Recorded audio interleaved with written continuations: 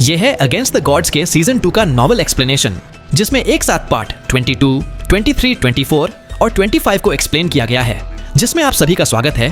पिछले एपिसोड के last scene में देखा था कि युनचे को पता चल जाता है कि बर्निंग हेवन क्लेन के 8 स्काई प्रोफाउंड रेल्म के एक्सपर्ट उसका पीछा कर रहे हैं। इसके बाद वो एक टेवर्न में चला जाता है, यानी शराब के ठेके में चला जाता है। अब आगे शराब के ठेके का मास्टर अभी भी युनचे याद था। युनचे मास्टर से पूछता है कि माउंट कहां खरीद सकता है और फिर सीधा माउंट बेचने वाली जगह की तरफ चला जाता है। कुछ समय बाद जैस्मिन बताती है कि युनचे का कुछ लोग पीछा कर रहे हैं, जिस पर युनचे धीमी आवाज में कहता है, मुझे पता है। जैस्मिन बोलती है, इस बार तुम बड़ी मुश्किल में हो। टोटल 8 लोग हैं और सब स्काई प्रोफाउंड रेल्म में हैं। उनमें से 4 लोग वो हैं जो तुम बर्निंग हेवन क्लैन के स्काई प्रोफाउंड प्रैक्टिशनर्स में से पहले मिल चुके हो। सबसे स्ट्रांग उनमें फेन मोली है, जो तुम्हें हेवनली सोर्ड विला में मारना चाहता था। तुम उसके बराबर नहीं हो और साथ में दूसरे 7 लोग। बहुत ज्यादा खतरा है। युनचे बोलता है, मुझे मारने के लिए उन्होंने 8 स्काई प्रोफाउंड रेल्म एक्सपर्ट्स भेजे और फेन मोली खुद लीड कर रहा है। ये लोग मुझे वाकई में काफी सीरियस लेते हैं, लेकिन थोड़ी देर तक ये कुछ नहीं करेंगे। जैस्मिन पूछती है, क्यों? युनचे कहता है, पहली बात, अगर सबको पता चल गया कि उन्होंने 8 स्काई प्रोफाउंड एक्सपर्ट्स और ग्रेट एल्डर सिर्फ मुझे मारने भेजा, तो बर्निंग हेवन क्लैन का मजाक उड़ जाएगा। दूसरी बात, मुझे जितना भी हेट करते हैं, ये लोग जानते हैं कि मेरा connection blue wind imperial family और फ्रोजन क्लाउड असगार्ड से है और मैं ब्लू विंड एम्पायर में काफी पॉपुलर हूं। तो उनके लिए बेहतर यह है कि ये लोग मुझे अकेला पाकर काम करें, ना कि सबके सामने। युनचे ने माउंट बेचने वाली जगह जल्दी ढूंढ ली।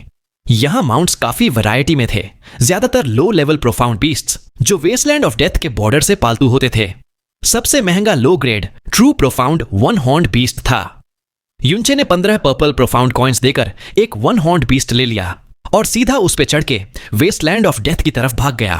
पीछे से एक आवाज आती है, ये वेस्टलैंड ऑफ डेथ में माउंट लेकर जा रहा है।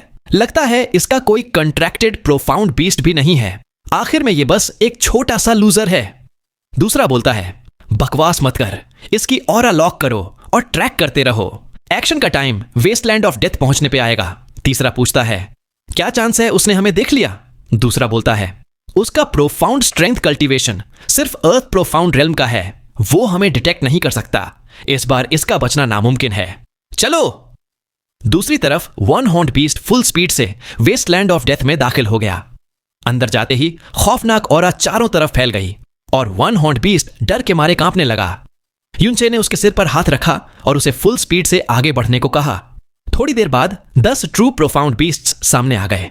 युनचे ने अपना हाथ हिला के 10 फिनिक्स फ्लेम स्ट्रीक्स छोड़ी, जो सबको तुरंत मार गईं।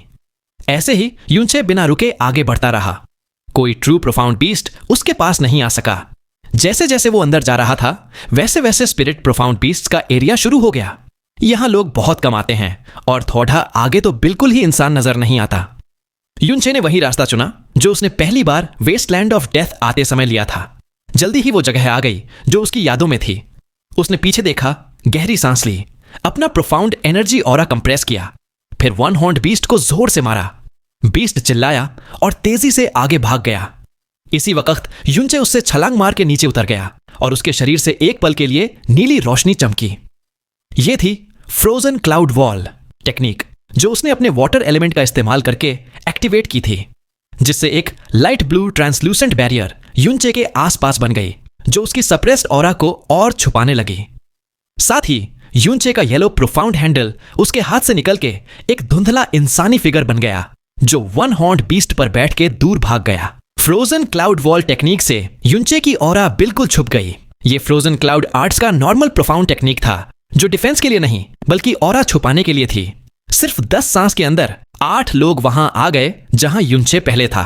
एक ठंडी आवाज आई, मुझे लगता है ये हमारा वक्त है। ग्रेट एल्डर अब आगे कदम बढ़ाए। फेन मोली कहता है, मेरा मन है इसे पकड़ के क्लैन ले जाऊं और हर तरह का टॉर्चर दूं। यहीं मरना इसके लिए बहुत आसान मौत होगी। चलो, लेकिन याद रखना, यह लड़का बहुत चालाक है और इसके मूव्स अजीब और अनप्रिडिक्टेबल होते हैं। इससे बात मत करना, सीधा मार देना। फेन मोली के कहने पर 8 लोग जो छुपे हुए थे अपना प्रोफाउंड एनर्जी रिलीज करते हैं और तेज हवा की तरह 1 हॉर्न्ड बीस्ट की तरफ उड़ गए। कुछ ही समय में 1 हॉर्न्ड बीस्ट उन 8 लोगों की नजर के सामने आ गया। थंडर जैसे रोर्स गूंज रहे थे, लेकिन रोर खत्म होने से पहले ही उन सब के चेहरे जम गए, क्योंकि वन हॉर्न्ड बीस्ट की पीठ पर युनचे था ही नहीं। और उसी पल युनचे की ऑरा भी गायब हो गई।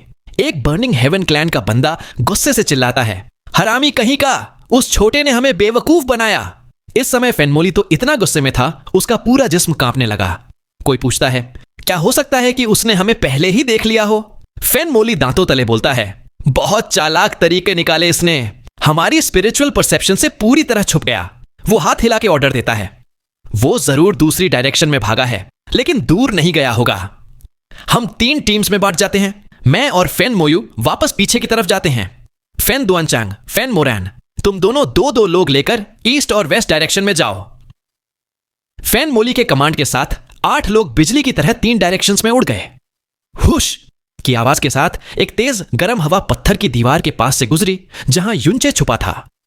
फेन मोली के गुस्से की वजह से उनकी स्पीड पहले से लगभग डबल हो गई। पल भर में ये सब युनचे की नजरों से गायब हो गए। कुछ देर रुक के युनचे पत्थर की दीवार के अंदर से निकलता है। अपनी ऑरा को टाइट सप्रेस करके वो नॉर्थ डायरेक्शन में तेज भागता है। धीरे धीरे आसमान में अंधेरा होने लगा। युनचे के पैर अब अर्थ प्रोफाउंड बीस्ट्स की टेरिटरी में पहुंच गए थे। ये एरिया बहुत ही खतरनाक था। वेस्टलैंड ऑफ डेथ का पहला डेथ रीजन माना जाता था। एक सिंगल अर्थ प्रोफाउंड बीस्ट ही स्कैरी होता है, और यहां तो वो लार्ज नंबर्स में मिलते हैं। स्काई प्रोफाउंड एक्सपर्ट भी यहां बहुत संभल के आता है। इस जगह आके युनचे ने एक सांस छोड़ के सुकून लिया, क्योंकि पूरे एरिया में अर्थ प्रोफाउंड लेवल ऑरास भरे हुए थे। ऐसे इंटरफियरेंस के बीच बर्निंग हेवन क्लैन के लिए उसकी लोकेशन ट्रैक करना बहुत मुश्किल होगा। जैस्मिन फिर वार्निंग देती है, संभल के, वो तुम तक आ गए हैं। युनचे का दिल झटके से तेज धड़का। वो अपनी सांस कंट्रोल करता है, एक सूखे पेड़ के पीछे छिप जाता है और पूछता है, कितने लोग हैं? जैस्मिन बोलती है, सिर्फ एक। उसकी profound strength sky profound realm के 4थे लेवल पर है। लगता है वो लोग अलग हो गए हैं। इसी वक्त आसमान से एक लाल रोब पहने हुआ बूढ़ा आदमी नीचे आता है। वो एकदम से हवा में रुकता है और उसकी नजर बाज की तरह नीचे जमीन को स्कैन कर रही होती है, जैसे उसने कुछ महसूस किया हो। युनचे बड़े आराम से पेड़ के पीछे से निकलता है। अपने हाथ सीने पर बांध के स्माइल के साथ कहता है, ये बुढ़े मुझे ढूंढ रहे हो क्या? लाल रोब वाला बूढ़ा आदमी अपनी नजर युनचे पर टिकाता है, गुस्से से दहाड़ता है और बाज की तरह नीचे झापटता है। छोटे कीड़े, मैं देखना चाहता हूं इस बार तू कहां भागेगा। इस लाल रोब वाले बूढ़े का नाम फेन मोपिंग था, जो बर्निंग हेवन क्लैन के मो जनरेशन का एक एल्डर लेवल का फिगर था। फेन मोपिंग बिल्कुल भी टाइम वेस्ट करने के मूड में नहीं था। उसने दोनों हाथों से जोर लगा के एक बड़ी सी पर्पल ब्लू फ्लेम पाइथन ऊपर से नीचे भेजी। युनचे अपना सिर उठाता है और एक हाथ आगे बढ़ाता है, जैसे कि वो उस फ्लेम पाइथन को पकड़ने वाला हो। अगले ही पल उसकी बॉडी का प्रोफाउंड एनर्जी एक वोल्केनो की तरह फट पड़ता है। उसने सीधा एक झटके में पाइथन को पकड़ लिया। फेन मोपिंग की शॉक से जमी नजरों के सामने युनचे का हाथ पाइथन के अंदर से गुजरता है और एक झटके में उस पाइथन को 2 टुकड़े कर देता है। दूसरे ही स्विंग में वो टेरिफाइंग फ्लेम पाइथन छोटे छोटे फ्लेम पार्टिकल्स बन जाती है और हवा में गायब हो जाती है। फेन मोपिंग हैरान था, उसकी फ्लेम को सीधे हाथ से चीर देना। बर्निंग हेवन क्लैन में भी बहुत कम लोग ऐसा कर पाते थे। इस शॉक के बीच उसके दिल में पहली बार घबराहट उठती है, लेकिन अब जब वो युनचे से सिर्फ 10 मीटर दूर था, उसने तुरंत बर्निंग हेवन ब्लेड निकाली। उसकी फ्लेम्स एक ड्रैगन की तरह सीधा युनचे पर वार करती हैं। युनचे सोचता है कि बर्निंग हेवन क्लैन के 8 स्काई प्रोफाउंड एक्सपर्ट्स इधर उधर उसे ढूंढ रहे होंगे, लेकिन वो इतने दूर नहीं होंगे। जिस पल फेन मोपिंग ने उसे देख लिया, उसने दूसरे को सिग्नल कर दिया होगा, इसलिए उसको इस लड़ाई को जल्दी खत्म करके यहां से निकलना था। ड्रैगन फॉल्ट अपने हाथ में पकड़ के युनचे बर्निंग हार्ट एक्टिवेट करता है। हेवी सोर्ड का इमेंस पावर समुद्र की वेव की तरह फट पड़ता है। एक पल में फेन मोपिंग की आधी से ज्यादा फ्लेम प्रेशर में बुझ जाती है। वो महसूस करता है जैसे उसका शरीर एक पत्ते की तरह तूफान में इधर उधर फेंका जा रहा हो। उसके मन में शौक और ज्यादा बढ़ जाता है। अपना पूरा प्रोफाउंड एनर्जी निकालते हुए फेन मोपिंग जोर से दहाड़ता है। उसकी तलवार के फ्लेम्स दोबारा इग्नाइट होते हैं और युनचे की हेवी सोर्ड से टकराते हैं। क्रैक की आवाज के साथ फेन मोपिंग की तलवार कांच की तरह छोटे टुकड़ों में टूट जाती है। तलवार की फ्लेम पूरी बुझ जाती है। फेन मोपिंग जोर से पीछे उठता है। वो 7 कदम पीछे हटकर जमीन पर गिरता है। वो तुरंत उठता है, अपनी एनर्जी और खून की गड़बड़ी को सप्रेस करता है। वो युनचे की तरफ देखता है, उसका चेहरा शौक और डर से भरा। युनचे हेवी सोर्ड उठाए सीधा उसकी तरफ चार्ज करता है। सिर्फ 5 कदम दूर। मौत के डर के पल में फैन मोपिंग अपने चारों ओर एक फ्लेम बैरियर बनाता है। बस एक बैंग की आवाज होती है और हेवी सोर्ड का अटैक फ्लेम बैरियर को तुरंत तोड़ देता है। फैन मोपिंग एक रबर की गेंद की तरह पीछे लड़खड़ाता है और 40-50 कदम घूमने के बाद रुकता है। वो मुश्किल से उठता है, युनचे की तरफ उंगली करता है और कांपते हुए आवाज में बोलता है, तू कौन है? तेरा मास्टर कौन है? 19 साल का अर्थ प्रोफाउंड रेल्म का छठा लेवल, और वो भी इतना ताकतवर कि फैन मोपिंग जैसे स्काई प्रोफाउंड एक्सपर्ट को मुश्किल में डाल दे। वो समझ नहीं पा रहा था कि कौन ऐसा शानदार कल्टीवेटर तैयार कर सकता है। ब्लू विंड एम्पायर के 4 मेजर सेक्ट्स में तो ऐसी कैपेबिलिटी बिल्कुल नहीं थी। युनचे अपनी हेवी सोर्ड खींचता हुआ आगे बढ़ता है। उसके होठों पर एक ठंडी सी हंसी होती है। वो बोलता है, मैं कौन हूं? वाह, तुम मुझे मारने के लिए इतना पीछा कर रहे हो और अब मेरा नाम भूल गए? ठीक है, मैं तुम्हें याद दिलाता हूं। मेरा नाम है युनचे है। जब तुम यामा के पास रिपोर्ट देने जाओ, मेरा नाम लेना मत भूलना। और मेरा मास्टर, तुम उसका नाम जानने लायक नहीं हो। उसका आइस कोल्ड किलिंग इंटेंट सीधा फैन मोपिंग पर लॉक हो जाता है। फैन मोपिंग का पूरा शरीर ठंडा महसूस करता है। चाहे वो भारी चोट से बचा था, लेकिन युनचे के 2 अटैक ने उसके अंदर की एनर्जी और ब्लड को डिसऑर्डर कर दिया था। अब वो भागने लायक भी नहीं था। वो एक कदम पीछे जाता है और हाफ कर बोलता है, अगर तूने मुझे मार दिया तो बर्निंग हेवन क्लैन तुझे कभी माफ नहीं करेगी। युनचे कोल्डली हंसते हुए बोलता है, क्या मजाक है? कौन किसको छोड़ रहा है ये अभी क्लियर हो जाएगा।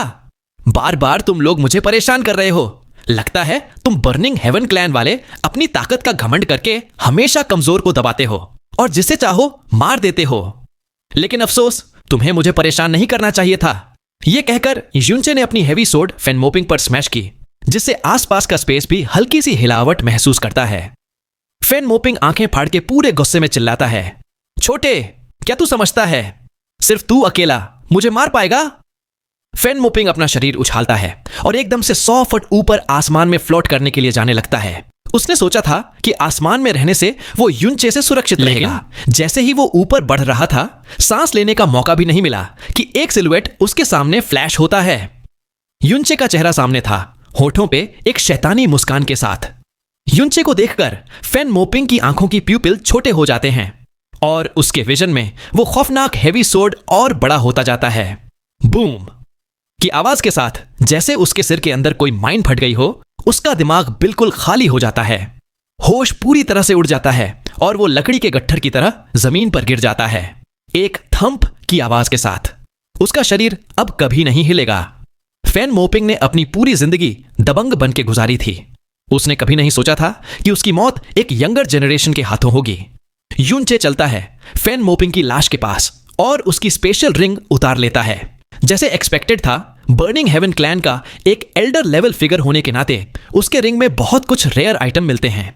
जैस्मिन बोलती है ठंडी आवाज में, ज्यादा खुश मत हो, अब बड़ी मुश्किल आ रही है।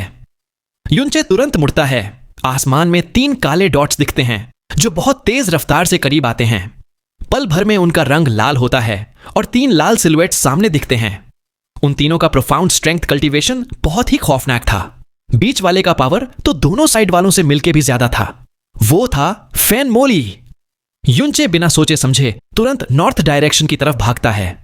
जैसे ही उन्होंने युनचे को देखा, वैसे ही आसमान से गुस्से भरी दहाड़ आती है। युनचे, देखते हैं तू कहां भागेगा।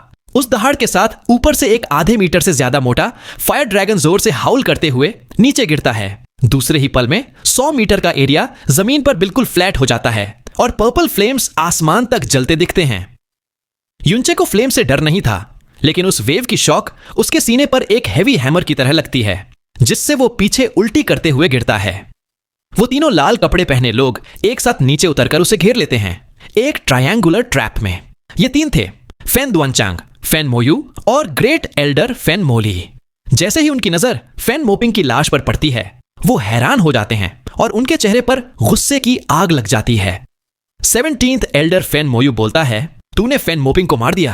वाह, समझ में आता है क्यों तू यंग क्लैन मास्टर को पवेलियन मास्टर दुआनचांग के सामने भी हॉस्टेज बना पाया और क्लैन मास्टर ने गुस्से में ग्रेट एल्डर को खुद भेजा। फैन दुआनचांग बोलता है, इसके प्रोफाउंड स्ट्रेंथ कल्टीवेशन लेवल पे मत जाओ, इसकी असली ताकत लेवल से नाप नहीं सकते।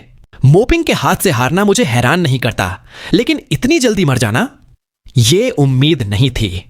उसने बर्निंग हेवन ब्लेड निकाल के युनचे की तरफ पॉइंट करके गुस्से में बोला, युनचे, तूने हमारे सेकंड यंग क्लैन मास्टर और डिसाइपल्स को मारा, हमारे यंग क्लैन मास्टर को हॉस्टेज बनाया और उसे गंभीर चोट दी, और अब हमारे बर्निंग हेवन हॉल के एल्डर को भी मार दिया।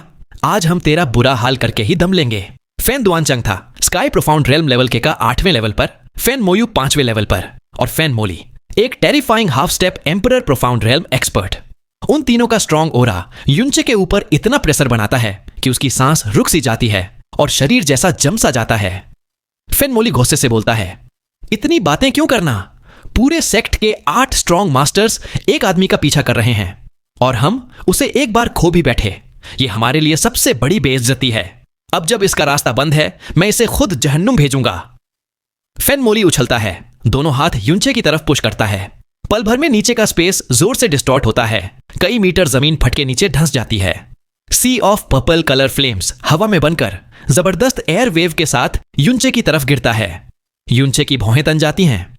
फैन मोली के सामने वो एक पल के लिए भी अपनी ताकत से पीछे नहीं हट सकता।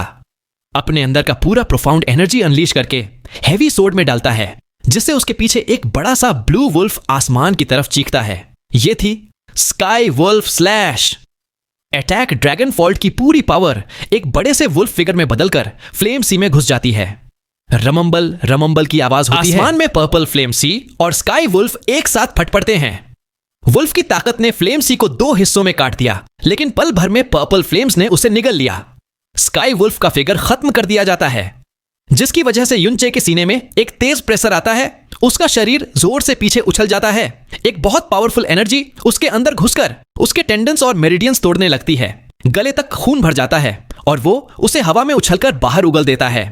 बैंग की आवाज के साथ उसका हेवी सोर्ड जमीन में घुस जाता है, जो उसके शरीर को रोक देता है। युनचे के होठों से खून बह रहा होता है। उसका बायां हाथ डिसलोकेट हो गया है और अंदर का ब्लड ऐसे उबल रहा है जैसे ब्लास्ट होने वाला हो। फिर भी वो हंसी उड़ाता हुआ बोलता है, हा हा हा हा, तो बर्निंग हेवन क्लैन का ग्रेट एल्डर सिर्फ इतना ही कर सकता है, गुस्से में मारा एक अटैक, और मैं जो सिर्फ अर्थ प्रोफाउंड रेल्म का एक जूनियर हूं, उसे सीधा फेस करके सरवाइव कर गया। क्या मजाक है, हा हा हा हा। युनचे के लफ्जों की चुभन ने फैन मोली का खून खौला दिया। वो चिल्लाता है, छोटे कीड़े, तेरी मौत सिर पे खड़ी है और तू अभी भी माफी मांगने को तैयार नहीं है। आज मैं गारंटी देता हूं, तुझे इतनी बड़ी और दर्दनाक मौत दूंगा कि तेरा लाश टुकड़े टुकड़े हो जाएगा। युनचे हंसी उड़ाते हुए कहता है, सिर्फ तेरी ये एबिलिटी के दम पर रैंकिंग टूर्नामेंट में जैसे ही मैंने तुम्हारे बर्निंग हेवन क्लैन के उस कचरे फैन जुएबी को हरा दिया, तूने सबके सामने नीचा काम करके मुझ पर अटैक किया। छुपके से जब कोई तैयार नहीं था, तब तूने पीछे से अटैक किया। क्या तुम बर्निंग हेवन क्लैन के ग्रेट एल्डर हो? बकवास। तुम जैसे पागल कुत्ते जो इज्जत या प्राइड का ध्यान नहीं रखते और बस काटने पर उतर आते हैं, तुम जैसे बदबूदार कुत्ते को लगता है कि तुम युनचे को मार सकते हो।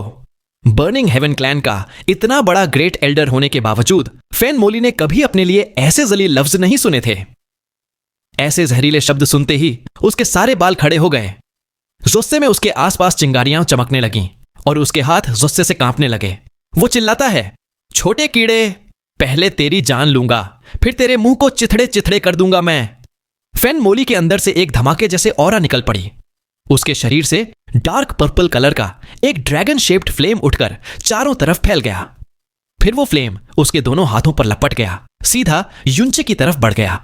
फैन मोली ने इतने गुस्से में अटैक किया था कि उसमें बिल्कुल भी रोक टोक नहीं थी। जहां वो कदम रखता वहां जमीन फट जाती और गहरी दरारें बन जाती जो तेजी से फैल जाती। उसके दोनों तरफ खड़े फैन दुआनचांग और फैन मोयू उसके इस पागलपन भरे अटैक से पीछे चले गए। बर्निंग हेवन आर्ट्स में ट्रेंड होने के बावजूद उनके चेहरों पर अपनी जान का डर था। उन्हें समझ आ गया कि फैन मोली पूरी तरह से गुस्से में पागल हो चुका था। युनचे के तानों और जलील करने से उसका दिमाग काम करना बंद कर चुका था। दोनों तुरंत पीछे हट गए ताकि उसके गुस्से में आकर किसी अटैक का शिकार ना हो जाए। उसकी मदद करना तो मजाक था। एक भारी वेव उठी और युनचे के आगे पीछे दोनों तरफ के सूखे पत्ते और पेड़ झाड़ियां जलने लगे। फिर भी युनचे बिल्कुल घबराया नहीं, बल्कि वो पागल सी हंसी हंसकर बोलता है, हा हा हा, तुम जैसे पागल कुत्ते को लगता है तुम एल्डर हो? पागल कुत्ते फैन मोली, खा ले अपने दादा युन की तलवार। उसका वेव एक्सप्लोसिव ऑरा युनचे को डरा नहीं पाया, बल्कि उसने और भी ज्यादा जहरीले लफ्ज सुना दिए। फैन मोली के सारे सेल्स फटने को तैयार थे। हर एक पोर गुस्से से कांप रहा था। वो चीखता है, कमीने, अगर मैंने आज तुझे लाखों टुकड़े में नहीं काटा तो मैं इंसान कहलाने लायक नहीं। फैन मोली के हाथों का फ्लेम ड्रैगन और भी ज्यादा भड़क उठा। अपने सारे एनर्जी को हाथों में जमा करके उसने कसम खाई कि ये अटैक युनचे को राख बना देगा। लेकिन युनचे के चेहरे पर भागने या बचने का कोई इरादा नहीं था। वो अपनी हैवी सोर्ड उठाता है और जोर से चीख कर सीधा उसकी तरफ दौड़ पड़ा। उसे पूरी तरह पता था कि ये अटैक कितना खतरनाक है। ये एक एम्परर प्रोफाउंड रेल्म के हाफ स्टेप लेवल के ओपोनेंट का एक्सट्रीम गुस्से से भरा अटैक था। जब दोनों टकराने वाले थे, युनचे के हाथों की हैवी सोर्ड अचानक गायब हो गई और उसके चारों ओर सीलिंग क्लाउड लॉकिंग सन डिफेंसिव बैरियर बन गया। बूम की आवाज के साथ हवा में वाइब्रेशन हुई। 300 मीटर लंबी पर्पल फायर की वेव आसमान तक उठ गई।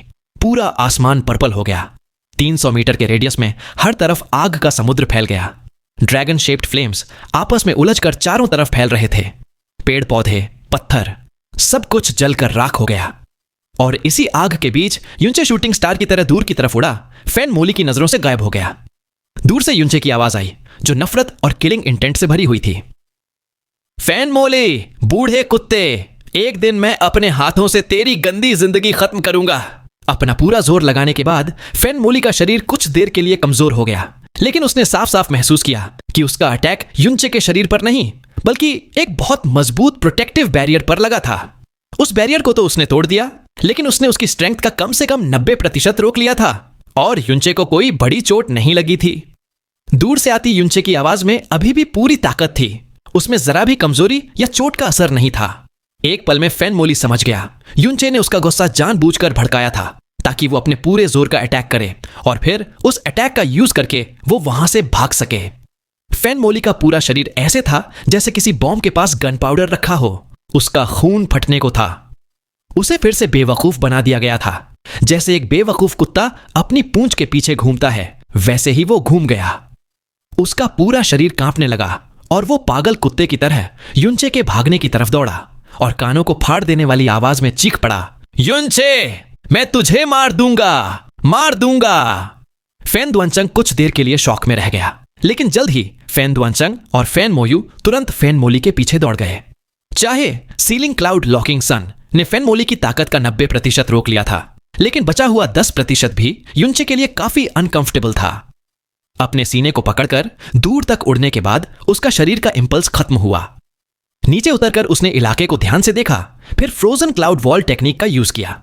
साथ ही उसने अपना हाथ हिलाकर प्रोफाउंड हैंडल को अपना डुप्लीकेट बनाकर नॉर्थ वेस्ट की वैलीज की तरफ भेज दिया, जबकि वो खुद नॉर्थ ईस्ट डायरेक्शन में ब्लैक फॉरेस्ट की तरफ दौड़ पड़ा। फ्रोजन क्लाउड वॉल टेक्निक के कवर में युनचे ने यह जगह इसलिए चुनी थी क्योंकि यहां का इलाका हर तरफ से साइट को ब्लॉक करता था। ऊपर से मिड एयर में होने पर भी किसी को ढूंढना मुश्किल होता। बस ऑरा को लॉक करके चेस किया जा सकता था। लेकिन गुस्से से पागल फैन मोली सीधा नॉर्थ वेस्ट की तरफ एक वैली में दौड़ गया, जब तक कि उसने लॉक किया हुआ युनचे का ऑरा अचानक बिल्कुल वैनिश हो गया। फैन मोली के कदम रुक गए और फैन दुआनचंग और फैन मोयू भी तुरंत पहुंच गए। तीनों आसपास देखते हुए अपनी भौहें चढ़ा लेते हैं। फैन मोयू कहता है, उस लड़के का ऑरा सच में गायब हो गया, ये क्या हो रहा है? फैन मोली बोलता है, वो बच नहीं पाएगा, उसका ऑरा यहीं अचानक गायब हुआ है। इसका मतलब उसने अपना ऑरा और आइडेंटिटी छुपाने का कोई तरीका यूज किया है। वो यहीं कहीं आसपास होगा, वो बच नहीं पाएगा। ये बोलते हुए फैन मोली का दायां हाथ अचानक आगे शूट होता है। एक फ्लेम ड्रैगन दाईं वाली पहाड़ी में टकराता है और जोर का धमाका होता है। पहाड़ी का आधा हिस्सा गिरकर सीधा मैदान बन जाता है। वो गुस्से में गरजता है, युनचे कमीने, ये मत सोच कि मैं तुझे नहीं ढूंढ पाऊंगा। चाहे मुझे हर इंच जमीन जला देनी पड़े, मैं तेरा लाश को कब्र भी नहीं देने दूंगा। उसके गुस्से भरे चीखों के साथ आसमान से पर्पल फायर के गोले गिरते हैं। पहाड़ पर पहाड़ फटने लगते हैं। जमीन में बड़े बड़े गड्ढे बन जाते हैं। कुछ ही देर में पहले से ही सूना और खाली पहाड़ियों के बीच की जमीन पूरी तरह तबाह हो जाता है और एक बड़ा सा आग का समुद्र फैलने लगता है। दूसरी तरफ युनचे ब्लैक फॉरेस्ट के अंदर तक पहुंच चुका था। जब उसने कंफर्म कर लिया कि कोई पीछे नहीं आ रहा, तो उसने गहरी सांस छोड़ दी, झाड़ियों में गिर गया और अपना सीना पकड़ लिया। युनचे के कपड़े इतने फट चुके थे कि पहचाने नहीं जा रहे थे और उसका सीना खून से भरा हुआ था। लेकिन यह सिर्फ सुपरफिशियल इंजरी थी। उसके इंटरनल ऑर्गन्स बिल्कुल सुरक्षित थे। कुछ गहरी सांसें लेने के बाद वो धीरे से बैठ गया। अपना बायां हाथ दाएं कोहनी पर रखकर जोर लगाता है और क्रैक की आवाज के साथ उसका डिसलोकेटेड हाथ अपनी जगह आ जाता है। फिर वो अपने शरीर का आधा हिस्सा एक बड़े पेड़ के साथ टिकाता है, अपनी आंखें बंद करके great way of the Buddha activate करता है। 2 घंटे आराम करने के बाद युनचे का शरीर 60-70% तक रिकवर हो गया। आंखें खोलकर अपनी डायरेक्शन कंफर्म करके वो संभल कर नॉर्थ डायरेक्शन की तरफ चल दिया। कुछ दिन बाद युनचे स्काई प्रोफाउंड बीस्ट टेरिटोरी पार करके वेस्टलैंड ऑफ डेथ इलाके के सेंटर तक पहुंच चुका होता।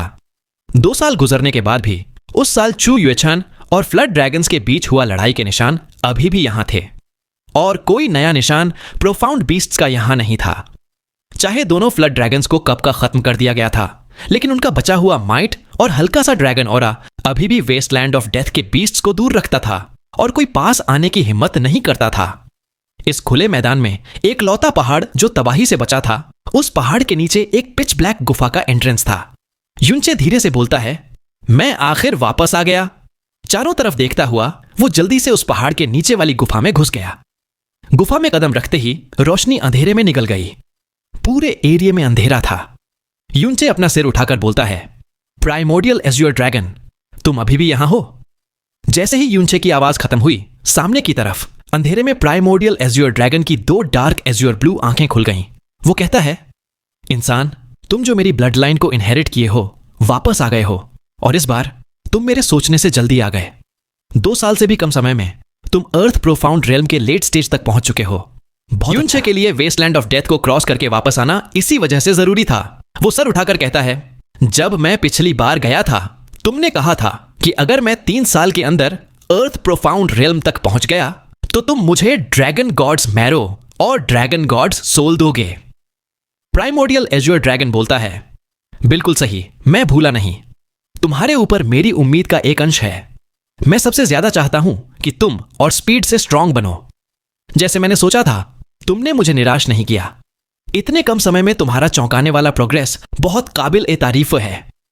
तुम्हारी बॉडी और सोल अब इतना स्ट्रांग है कि तुम मेरा मैरो और मेरी बची हुई डिवाइन सोल दोनों को झेल सकते हो। अब मैं तुम्हें यह देता हूं, अपनी आंखें बंद करो और अपनी मेंटल और फिजिकल डिफेंसेस को छोड़ दो। जैसे ही प्राइमोर्डियल एज्योर ड्रैगन की आवाज खामोश होती है, एक क्रिस्टल युनचे के ऊपर नजर आता है। वो धीरे धीरे नीचे आता है और युनचे के माथे के सामने फ्लोट करने लगता है। प्राइमोर्डियल एज्योर ड्रैगन समझाते हैं कि ड्रैगन गॉड्स मैरो तुम्हारी हड्डियों को फाइन स्टील जैसा बनाएगा, तुम्हारे खून और स्ट्रेंथ का लॉस और तेज स्पीड से लगातार रिकवर होगा। ग्रेट वे ऑफ द बुधा ने तुम्हें पावरफुल स्ट्रेंथ, कॉन्स्टिट्यूशन और फिजिकल रिकवरी दी। ड्रैगन गॉड्स मैरो की बॉडी रिकवरी चाहे उससे कम हो, लेकिन तुम्हारी स्ट्रेंथ रिकवरी ऑर्डिनरी लोगों से कहीं ज्यादा होगी। जो ओपोनेंट तुम्हारे बराबर स्ट्रेंथ का होगा, वो भी आखिर तुमसे पीछे रह जाएगा। ड्रैगन गॉड सोल तुम्हारी स्पिरिट और सोल को रिफाइन करेगा, तुम्हें पावरफुल मेंटल स्ट्रेंथ देगा जो ऑर्डिनरी ह्यूमन से बहुत आगे होगी। तुम्हारी सोल को ड्रैगन गॉड का एट्रीब्यूट भी मिलेगा। वो ब्लू क्रिस्टल युनचे के सामने क्रैक होता है और एक जबरदस्त एथीरियल और बहुत ही वास्ट एनर्जी ऑरा चारों तरफ फैल जाता है। उस पल युनचे को महसूस होता है जैसे वो एक बेकरार अनंत सितारों से भरी जगह में खड़ा हो। उसके सामने एक धुंधला सा सिलुएट तैर रहा है। यही प्राइमोर्डियल एज्योर ड्रैगन का ड्रैगन गॉड्स मैरो और ड्रैगन गॉड्स सोल था। ये वेव ऑफ पावर जिसमें ड्रैगन गॉड्स मैरो और ड्रैगन गॉड्स सोल थे, धीरे धीरे युनचे की तरफ बढ़ती है। जहां से ये गुजरती, स्पेस पर लेयर द रिपल्स बन जाते। प्राइमोर्डियल एज्योर ड्रैगन सोचकर बोलता है, मैं चाहता था पहले तुम्हें ड्रैगन गॉड्स मैरो दूं, फिर ड्रैगन गॉड सोल और फ्यूजन में भी मदद करूं, पर आज तुम्हें देख के मैंने फैसला बदल दिया। मैं तुम्हें ड्रैगन गॉड्स मैरो और ड्रैगन गॉड्स सोल एक साथ दूंगा और फ्यूजन में बिल्कुल मदद नहीं करूंगा। सब कुछ तुम खुद करोगे। मैं देखना चाहता हूं कि तुम अपनी स्ट्रेंथ और विल पावर से एक साथ दोनों का फ्यूजन कंप्लीट कर सकते हो या नहीं। अगर तुमने ये कर लिया तो जो बेनिफिट्स मिलेंगे वो मेरे मदद करने से कई गुना ज्यादा होंगे, खासकर जब तुम अपनी खुद की स्ट्रेंथ से ड्रैगन गॉड सोल को जीत के फ्यूज कर लोगे। हो सकता है तुम ड्रैगन सोल डोमेन अवेकन कर लो, वही डोमेन जिससे हमारी ड्रैगन गॉड रेस से पूरी कायनात का जीव जंतु डर जाता था। इस बात के खत्म होने के साथ वो ब्लू क्रिस्टल अचानक एज़्योर रोशनी से चमक उठती है। युनचे कुछ समझे उससे पहले ही वो रोशनी एक फ्लैश बनके उसके भौहों के बीच की जगह की तरफ दौड़ती है। उसके भौहों के बीच से ऐसी चुभन होती है जैसे ब्लेड घुस गई हो और सारी ब्लू रोशनी पल भर में उसके बॉडी के अंदर समा जाती है। अचानक इतनी बड़ी और बयान से परे एनर्जी युनचे के बॉडी में फैल जाती है। अगले ही पल उसकी सोल जबरदस्त तरीके से हिलती है। वो एथीरियल, हैवी और स्कोर्चिंग फीलिंग एक साथ उस पर टूट पड़ती है। युनचे का दिल तेजी से धड़कता है। उसकी मेरिडियंस पागलपन की हद तक मुरझ जाती हैं, जैसे अभी फट जाएंगी। सोल के गहरे हिस्से में एक पावरफुल विल अपीयर होती है, जिसकी वजह से उसे डर से कांपने पर मजबूर कर देती है। यह प्राइमोडियल एज्योर ड्रैगन के मैरो और सोल की पावर थी। युनचे गहरी सांस भरता है। उसके माथे की नसें उभर आती हैं, पसीना बारिश की तरह टपकता है, पर उसके मुंह से एक आवाज भी नहीं निकलती।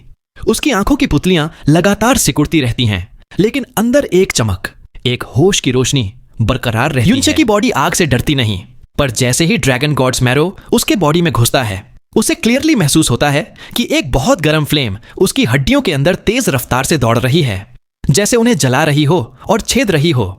युनचे के अंदर का ड्रैगन गॉड्स ब्लड और फीनिक्स's ब्लड एक साथ अवेकन हो जाते हैं और ड्रैगन गॉड्स मैरो को सप्रेस करने लगते हैं। बड़ी मुश्किल से उसे सील करके स्लो इंटीग्रेशन शुरू कर देते हैं। युनचे के दिमाग के अंदर एक बेइंतहा वास्ट स्टारी स्काई उभर आता है। हाँ, एक स्टारी स्काई। ये जगह युनचे का सोल सी था। लाखों सितारे चेस के मोहरे जैसे सोल सी के आसमान में थे, और उसके पीछे एक बहुत बड़ा नीला प्लेनेट बहुत करीब नजर आता है, इतना बड़ा कि पूरा नजारा भर देता है।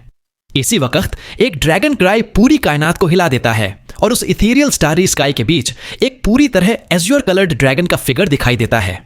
उससे निकलती ऑरा बेहद वास्ट थी और एक ऐसा इंटिमिडेटिंग प्रेशर लेकर आती थी जो सीधा सोल और मैरो तक उतर जाता था।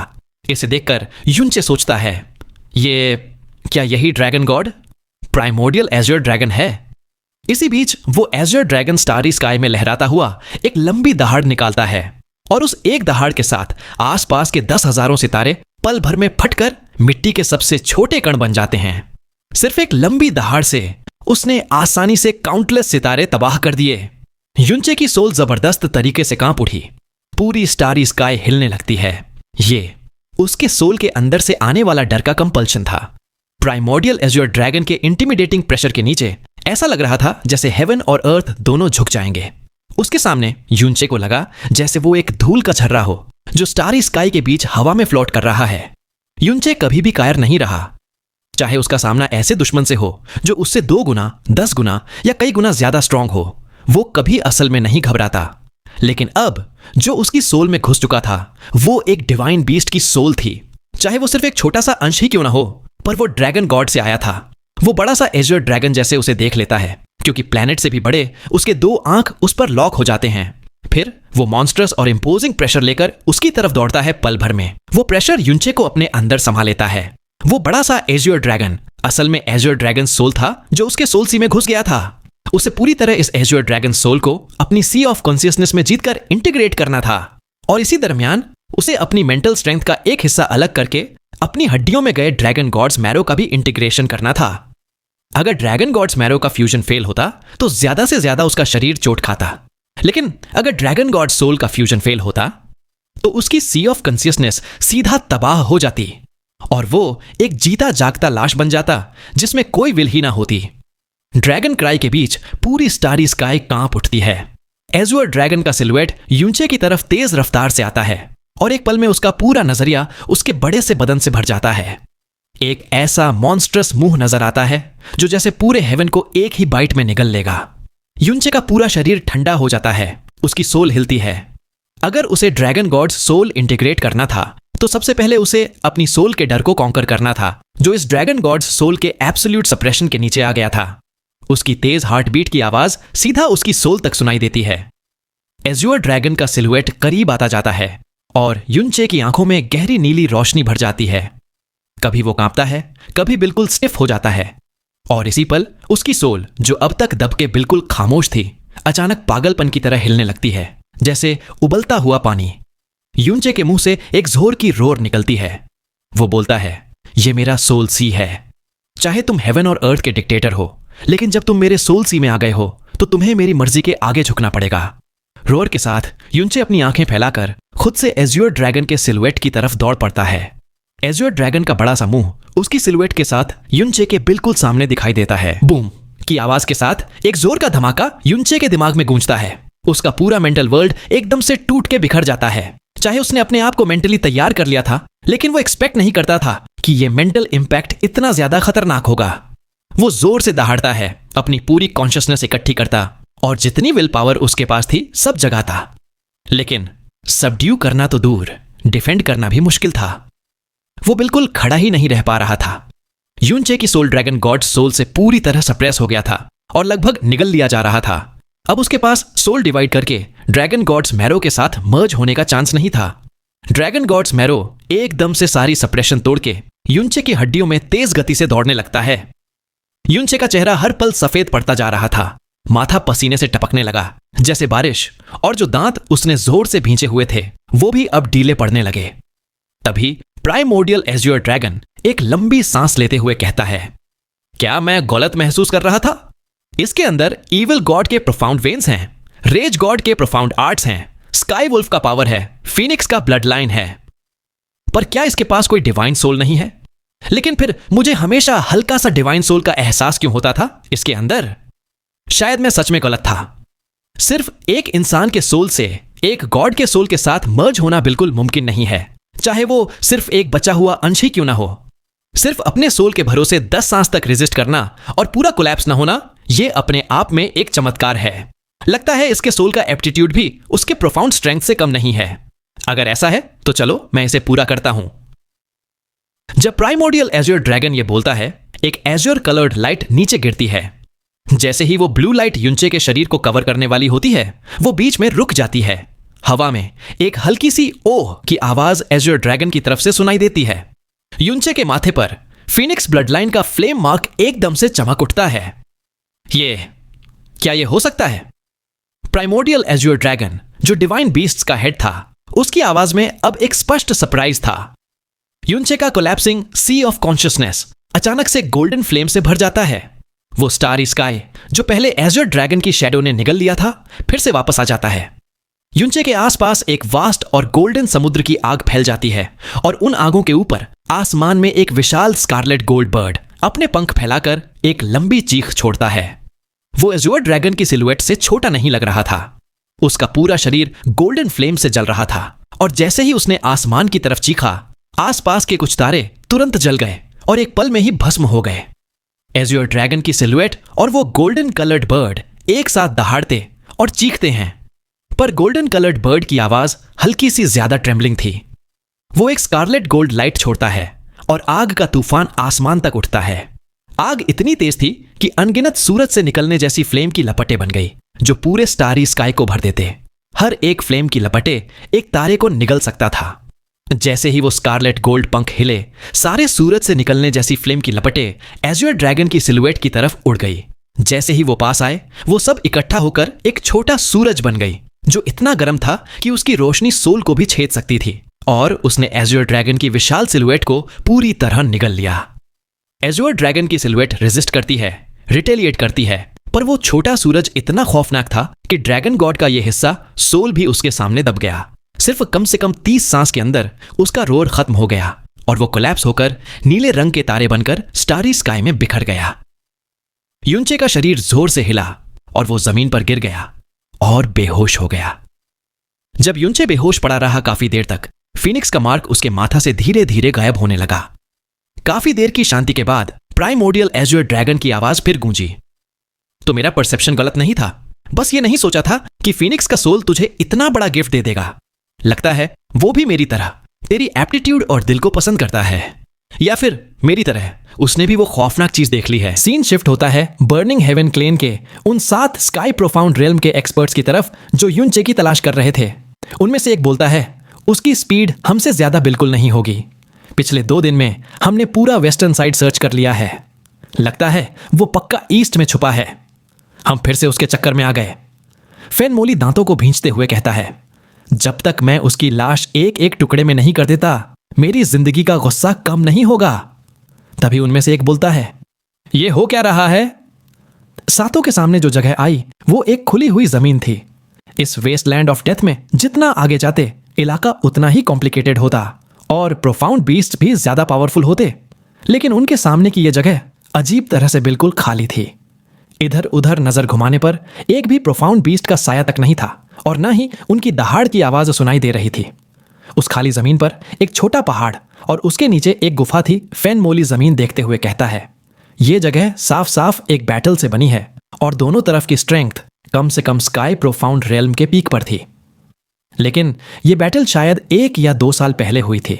लगता है कोई यहां 1 या 2 साल पहले आया था और यहां के किसी पावरफुल प्रोफाउंड बीस्ट से टकरा गया था। इस वक्त फैन मोली की नजर उस गुफा पर जाकर टिक जाती है। अचानक उसकी आंखें सिकुड़ जाती हैं और उसका एक्सप्रेशन तुरंत सीरियस हो जाता है। बाकी के 6 लोगों के चेहरों पर भी ठंडी मुस्कान आ जाती है। फैन मोली खुद से कहता है, युनचे, तुमने अपने लिए सच में एक अच्छा कब्रिस्तान चुन लिया है। इस बार देखते हैं तुम कहां भागोगे। वहीं दूसरी तरफ गुफा के अंदर जैसे ही युनचे को होश आया, वो कांपता है और तुरंत उठ बैठता है। फिर सीधा अपने सोलसी को चेक करने लगता है। जैसे ही उसने चेक किया, वो बिल्कुल शॉक में आ गया।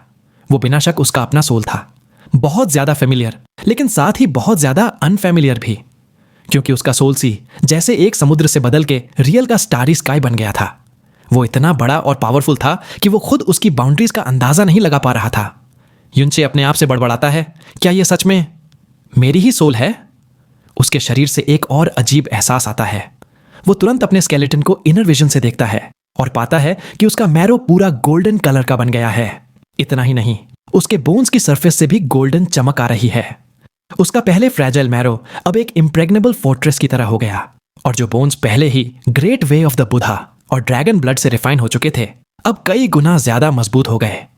प्राइमोर्डियल एज्योर ड्रैगन आवाज लगाता है, तुम जाग गए हो? लगता है तुम काफी हैरान हो।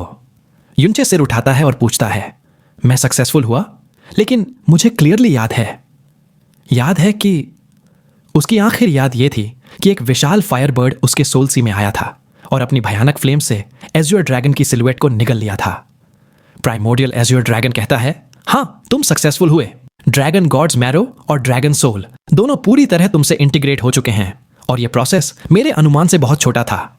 वो आगे बोलता है, और ये सब तुम्हारे शरीर में मौजूद फीनिक्स के सोल पावर की वजह से पॉसिबल हुआ। युनचे शॉक होता है और पूछता है, फीनिक्स की सोल पावर? लेकिन मेरे शरीर में फीनिक्स की सोल पावर क्यों होगा? प्राइमोर्डियल एज्योर ड्रैगन कहता है, फीनिक्स की सोल पावर हमेशा तुम्हारे शरीर में थी, लेकिन वो तुम्हारे सोल के साथ मर्ज नहीं हुई थी। वो तुम्हारे सोलसी में होने के बाद भी एक अलग एग्जिस्टेंस थी। 2 साल पहले जब मैं तुमसे मिला था, मैंने इसे नोटिस किया था, लेकिन मुझे यह एक्सपेक्ट नहीं था कि यह फीनिक्स का सबसे प्रेशियस सोल का एक अंश होगा। तुम्हारी रिएक्शन से लगता है तुम्हें इसके होने का पता नहीं था। लगता है फीनिक्स स्पिरिट ने तुम्हें चुपके से एक बहुत बड़ा गिफ्ट दिया था। युनचे सिर उठाता है और उसे याद आता है, फीनिक्स रेल्म ऑफ ट्रायल से निकलते वक्त फीनिक्स स्पिरिट ने उस पर एक गोल्डन लाइट का रे छोड़ा था। उसके बाद उसके माथे का मार्क गोल्डन कलर का हो गया था। युनचे धीरे से अपने आप से ही बड़बड़ाता है, क्या यह वही गिफ्ट था? एक फीनिक्स के सोल का अंश जो मेरे सोलसी के अंदर छुप गया था। प्राइमोर्डियल एज्योर ड्रैगन तुरंत कहता है, ऐसा नहीं, हां, वही सोल का अंश है, लेकिन यह सिर्फ फीनिक्स का सोल नहीं है। यह एक हेवन बेंडिंग एबिलिटी है जो सिर्फ फीनिक्स के पास होती है, और मैं भी जब तक उसने अपना पावर रिलीज नहीं किया तब तक इसे पहचान नहीं पाया। इसकी माइट सिर्फ सोल को प्रोटेक्ट करने से बहुत ज्यादा है। युनचे पूछता है, तो यह पावर एक्चुअली है क्या? प्राइमोर्डियल एज्योर ड्रैगन हल्की हंसी के साथ कहता है, जब तुम्हें इसका यूज करना होगा तुम्हें अपने आप पता चल जाएगा। आज तुम्हारे प्रोफाउंड स्ट्रेंथ कल्टीवेशन में चाहे कोई बदलाव नहीं हुआ हो, लेकिन ड्रैगन गॉड्स मैरो और ड्रैगन गॉड्स सोल के साथ मर्ज होने के बाद तुम्हारी बॉडी और सोल दोनों ने एक ऐसी बाउंड्री क्रॉस की है जो सब्लिमेशन के बराबर है।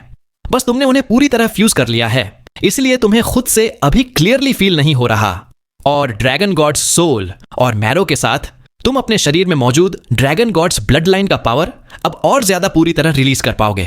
तुम्हारी कॉम्बैट स्ट्रेंथ अब पहले से कई गुना ज्यादा हो चुकी है, और इसके अलावा तुम्हारे करंट सोल स्ट्रेंथ के साथ तुम अब मुश्किल से ड्रैगन सोल डोमेन एक्टिवेट कर सकते हो जो हमारे ड्रैगन गॉड रेस का है। युनचे हैरानी से कहता है, ड्रैगन सोल डोमेन? तुम कह रहे हो डोमेन? डोमेन एक ऐसी पावरफुल स्ट्रेंथ होती है जो सिर्फ एम्परर प्रोफाउंड रेल्म पहुंचे लोग यूज कर सकते हैं। सिया किंग्यू डोमेन यूज कर पाती थी क्योंकि उसके पास 9 प्रोफाउंड एक्सक्विजिट बॉडी स्पेशल थी, लेकिन वो खुद अभी सिर्फ अर्थ प्रोफाउंड रेल्म में था। क्या वो सच में एक डोमेन यूज कर सकता था जो सिर्फ थ्रोन्स यूज करते हैं? प्राइमोर्डियल एज्योर ड्रैगन कहता है, बिल्कुल। ड्रैगन सोल डोमेन न ही अटैक के लिए है, न सप्रेशन, क्राउड कंट्रोल या डिफेंस के लिए। ये एक ऐसा मेंटल डोमेन है जो हद से ज्यादा ओवरबेयरिंग होता है। कितना पावरफुल है ये तुम्हें तब पता चलेगा जब तुम इसे एक्टिवेट करोगे। चाहे ये एक मेंटल डोमेन है, फिर भी इसे एक्टिवेट करने के लिए तुम्हें अपनी प्रोफाउंड एनर्जी का कुछ हिस्सा लगाना पड़ेगा। तुम्हारी प्रोफाउंड स्ट्रेंथ और मेंटल स्ट्रेंथ दोनों अभी थोड़ी कम है इसे यूज करने के लिए। जब तक बहुत ही जरूरी ना हो, मैं नहीं चाहता तुम इसे एक्टिवेट करना, क्योंकि इससे तुम्हारे सोल को अनप्रेडिक्टेबल चोट लग सकती है। जैसे जैसे तुम स्ट्रांग होते जाओगे, ड्रैगन सोल डोमेन भी ज्यादा पावरफुल होता जाएगा। तुम्हारा स्ट्रांग होने का सफर अभी काफी लंबा है। युनचे चुपचाप अपने सी ऑफ कॉन्शियसनेस में पावर को महसूस करता है और बिना कुछ कहे सिर हिला देता है, लेकिन उसका दिल हल्की सी एक्साइटमेंट से भर जाता है। प्राइमोर्डियल एज्योर ड्रैगन कहता है, बहुत अच्छा। चाहे तुम्हारा सोल खून और गुनाहों से भरा हो, लेकिन फिर भी वो क्रिस्टल की तरह ट्रांसपेरेंट है। मुझे यकीन है कि मैंने तुम्हें चुनने में गलती नहीं की। मेरे छोड़े हुए हेरिटेजेस में यह जगह सबसे लेटेस्ट है और साथ ही सबसे आखिरी भी। जिन लोगों ने मेरी ब्लड लाइन इनहेरिट की, उन्होंने ड्रैगन गॉड क्लैन बनाया उस जगह में, और हजारों सालों तक उस हेरिटेज को कैरी करके वो लोग स्ट्रांग होते गए। लेकिन ज्यादा पावरफुल होने से एरोगेंस और ग्रीड भी पैदा होती है। इसलिए मुझे नहीं पता ड्रैगन गॉड क्लैन आज कैसा है, लेकिन जिन लोगों ने ड्रैगन गॉड्स मैरो और ड्रैगन गॉड्स सोल दोनों एक साथ इनहेरिट की, वो सिर्फ तुम अकेले हो। मुझे उम्मीद है तुम मेरी वो प्रॉमिस नहीं भूले जो तुमने मुझसे पहले किया था।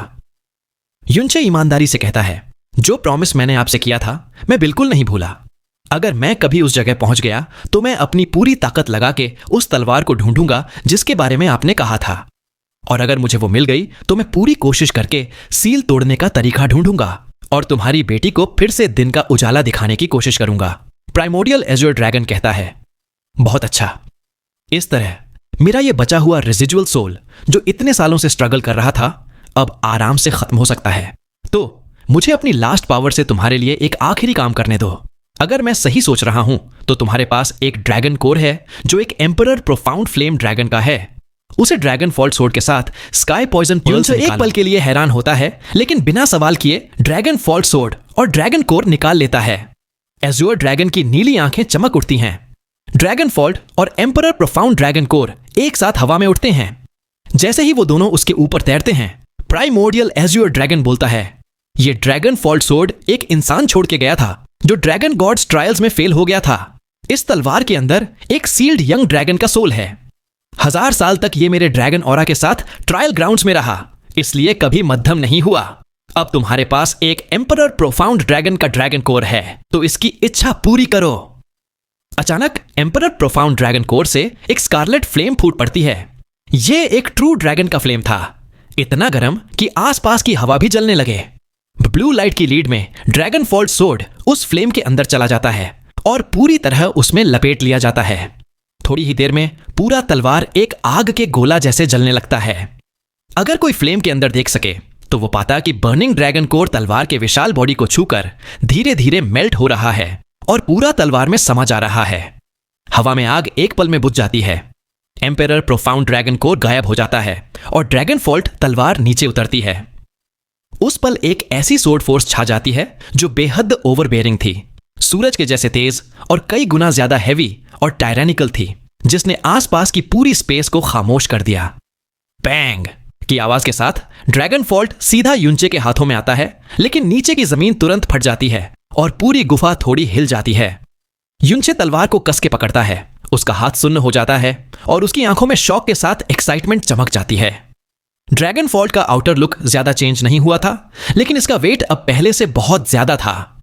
उसके हाथों का फील बता रहा था कि अब यह कम से कम 14,000 किलोग्राम से ज्यादा का है, और इसकी प्रेजेंस इतनी जबरदस्त थी कि अपने ओनर के रूप में युनचे को भी सांस लेने में थोड़ा बोझ महसूस हुआ। वो दोनों हाथों से तलवार को हॉरिजॉन्टल उठाता है और उसके अंदर प्रोफाउंड एनर्जी इंजेक्ट करता है। तुरंत तलवार के टिप पर बने ड्रैगन हेड की आंखों के जगह से 2 तेज चमक निकलती हैं, जो एक जिंदा ड्रैगन की खौफनाक नजर जैसी थी। तलवार के बॉडी पर बने वो कम्प्लेक्स ड्रैगन बोन मार्किंग्स हल्की सी हिलती मुड़ती जाती है। युनचे को क्लियरली एक पावरफुल सोल का एहसास होता है, जो था ड्रैगन फॉल्ट का सोल। इतना ज्यादा वेट होने के बावजूद युनचे जैसे एक्स्ट्रॉर्डिनरी आर्म स्ट्रेंथ वाले को भी इसे चलाना थोड़ा मुश्किल लगता है, लेकिन इससे ज्यादा जो वो महसूस कर रहा था वो था एक्साइटमेंट, क्योंकि उसने एक एम्परर प्रोफाउंड वेपन का जन्म अपनी आंखों से देखा था। उसके हाथ में अब ब्लू विंड एम्पायर का एक लौता एम्परर प्रोफाउंड सोर्ड था जो पूरी दुनिया को हिला सकता था। यह सोचना भी मुश्किल नहीं था कि ऐसी तलवार का एक अटैक कितना खौफनाक डिस्ट्रक्टिव पावर ला सकता है। इसकी बेशेप सोर्ड फोर्स से ही पता नहीं कितने लोग लड़ाई से पहले ही थरथरा जाएंगे। हुश की आवाज के साथ युनचे ने ड्रैगन फॉल्ट को जबरदस्ती पूरा जोर लगाकर घुमा दिया। उसके हवा को चीरने की आवाज इतनी भारी थी जैसे कोई पहाड़ दिल पर दबाव डाल रहा हो, और साथ ही एक तेज और साफ ड्रैगन की दहाड़ गूंजी। प्राइमोर्डियल एज्योर ड्रैगन कहता है, वेपन्स जिनमें सोल्स होती हैं उन्हें चलाना मुश्किल होता है, लेकिन तुम्हारे पास अब ड्रैगन गॉड्स सोल है। इस तलवार का सोर्ड सोल भी एक यंग ड्रैगन का सोल है, तो यह तुम्हें पूरी तरह अपना मास्टर मान लेगा। चाहे तुम अभी सिर्फ अर्थ प्रोफाउंड रेल्म में हो, तुम इसे इजीली पूरी तरह वील्ड कर सकते हो। लेकिन अफसोस, लगता है तुम्हारे पास इसके साथ पूरी तरह एडजस्ट होने का टाइम नहीं होगा, क्योंकि तुम्हारे दुश्मन अभी जल्दी ही सामने आने वाले हैं और मेरा यहां रुकने का वक्त भी खत्म हो गया है। मेहनत करो स्ट्रांग बनने के लिए और मेहनत करो जिंदा रहने के लिए। तुम मेरे खून की आखिरी बूंद और मेरी आखिरी उम्मीद लेकर चल रहे हो। वो खौफनाक एहसास, मैं उम्मीद करता हूं कि वो बस एक झूठी भ्रम हो। एज़्योर रंग की आंखें गायब हो गईं और प्राइमोर्डियल एज़्योर ड्रैगन की आवाज भी उस पल पूरी तरह खामोश हो गई। ड्रैगन गॉड का वो प्रेजेंस जो पता नहीं कितने सालों से था, अब पूरी तरह से मिट चुका था, और उसकी छोड़ी हुई आखिरी लाइन जो जैसे अपने आप से बोला हुआ एक शब्द था, युनचे को काफी कंफ्यूज कर गया। युनचे धीरे से बोलता है, फ्राइटनिंग फीलिंग, उसका मतलब क्या है? वो सोचने लगता है कि ऐसा क्या हो सकता है जो एक माइटी ड्रैगन गॉड को भी फ्राइटेंड कर दे। थोड़ी देर सोचने के बाद वो अपनी नजर गुफा के बाहर घुमाता है और देखता है कि जो लोग उसका इतना देर से पीछा कर रहे थे वो बस कुछ 100 मीटर की दूरी पर थे, और सब के सब साथ के साथ यहां मौजूद हैं। युनचे थोड़ा सा ठंडी हंसी छोड़ता है और ड्रैगन फॉल्ट को घसीटते हुए गुफा के एंट्रेंस की तरफ चल पड़ता है। उसका हर कदम नीचे जमीन में आधा फुट गहरा निशान छोड़ता है। बस एक दर्जन कदम लेने के बाद ही उसने अपना पोस्चर और ड्रैगन फॉल्ट के वेट के साथ पूरा तालमेल बना लिया था, और जब वो पूरी तरह गुफा से बाहर निकला तब उसके कदमों के नीचे कोई निशान नहीं बचा था। जैसे ही युनचे गुफा से बाहर निकला, उसके आसपास इल्यूजरी फ्लेम्स हिलने लगीं। 7 इंसान आसमान से नीचे उतरते हैं, उसे चारों तरफ से घेरते हुए। साथ के साथ स्ट्रॉन्ग ऑरास ने उसे पूरी तरह लॉक कर लिया। एक स्काई प्रोफाउंड रेल्म के एक्सपर्ट की प्रोफाउंड एनर्जी से लॉक होने पर भी अर्थ प्रोफाउंड रेल्म का प्रैक्टिशनर पूरा स्टिफ हो जाता है और सांस लेना मुश्किल हो जाता है।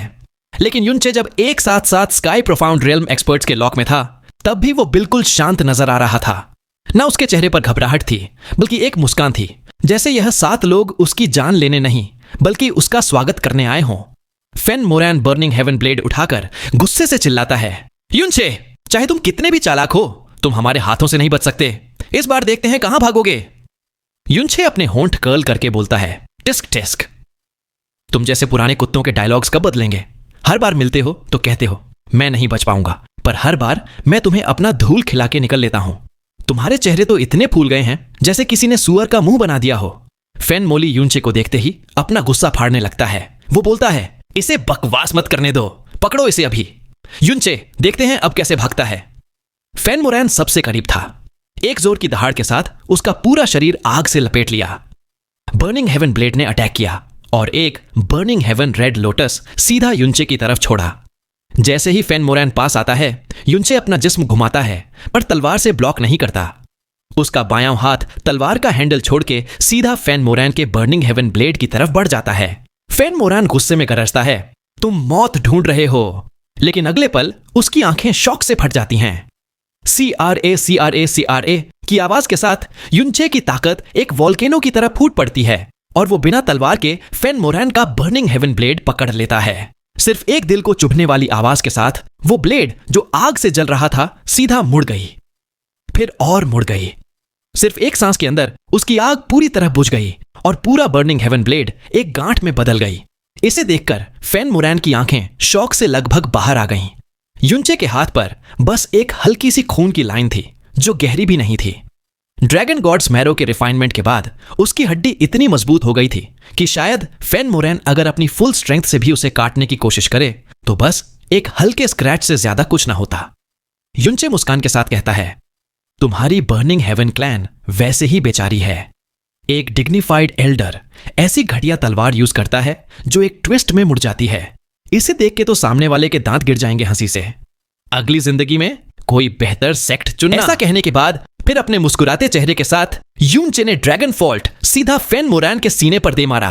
बूम की आवाज के साथ वो पावर जैसे सुनामी की तरह फूट पड़ती है।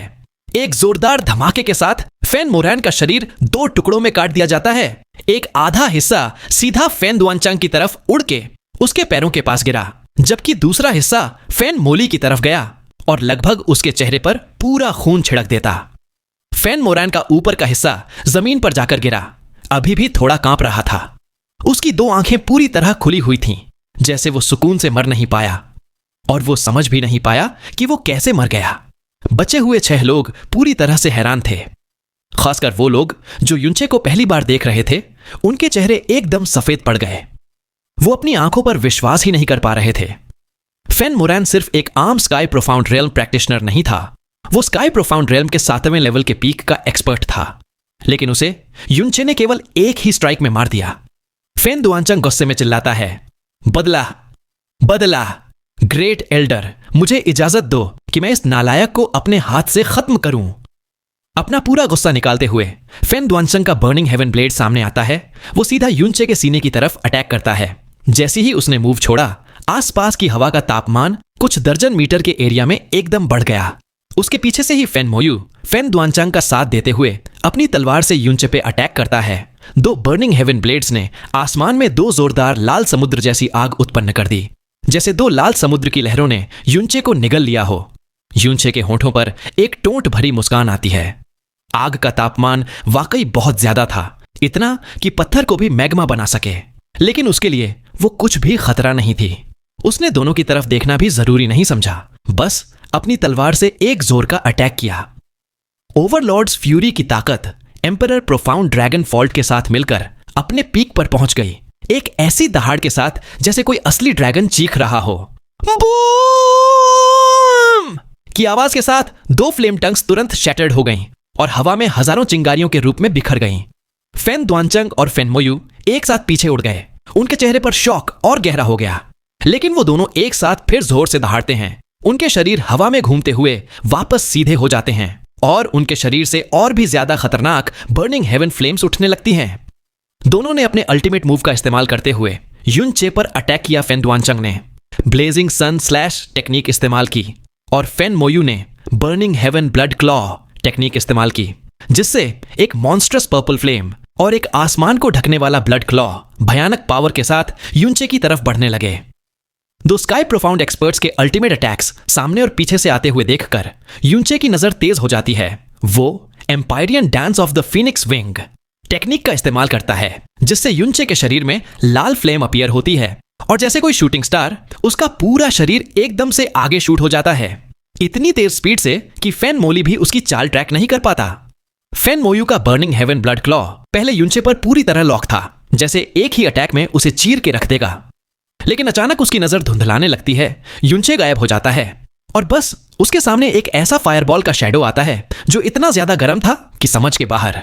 फ्लेमिंग हेवी सोर्ड सीधा उस ब्लड क्लॉ से टकराता है जिसमें उसने अपनी पूरी प्रोफाउंड एनर्जी डाली थी। बूम की आवाज के साथ बर्निंग हेवन ब्लड क्लॉ एक जोर के धमाके के साथ फट जाता है और रेड कलर फ्लेम चारों तरफ बिखर कर आसपास के कई दर्जन मीटर के एरिया को जला देती है। इन रेजिंग फ्लेम्स के फटने के बाद ड्रैगन फॉल्ट सीधा आगे बढ़कर फेन मोयू के सीने पर जा लगता है। फेन मोयू एक दर्द भरी चीख छोड़ता है, जैसे कोई आसमान से आया शूटिंग स्टार उससे टकरा गया हो। वो नीचे गिरता है। बैंग की आवाज के साथ वो गहराई में जमीन में धंस जाता है और वहां से हिलता तक नहीं। युनचा तुरंत रुकता है। उसके होठों पर एक ठंडी मुस्कान आती है। फिर वो घूमता है और ड्रैगन फॉल्ट उसके हाथों से उड़ता है। वो फीनिक्स ब्रेक टेक्निक का इस्तेमाल करता है। छी की आवाज के साथ फीनिक्स फ्लेम्स से लपेटा हुआ ड्रैगन फॉल्ट जैसे एक जलता हुआ फीनिक्स बन गया था। जहां से गुजरता एक बेहद तेज चीरते हुए आवाज के साथ जगह जलती जाती। फेन दुआनचांग की आंखें खुल जाती हैं जब वो उन आती फीनिक्स फ्लेम्स को देखता है। वो अपनी तलवार घुमाता है और पूरी पावर से रोकने की कोशिश करता है, लेकिन जैसे ही उसकी तलवार ड्रैगन फॉल्ट के टिप से टकराती है, उसे महसूस होता है जैसे उसने एक पहाड़ को छू लिया हो। एक बेहद तेज फाड़ने वाली आवाज के साथ बर्निंग हेवन ब्लेड तोड़कर हजारों टुकड़ों में बिखर जाता है।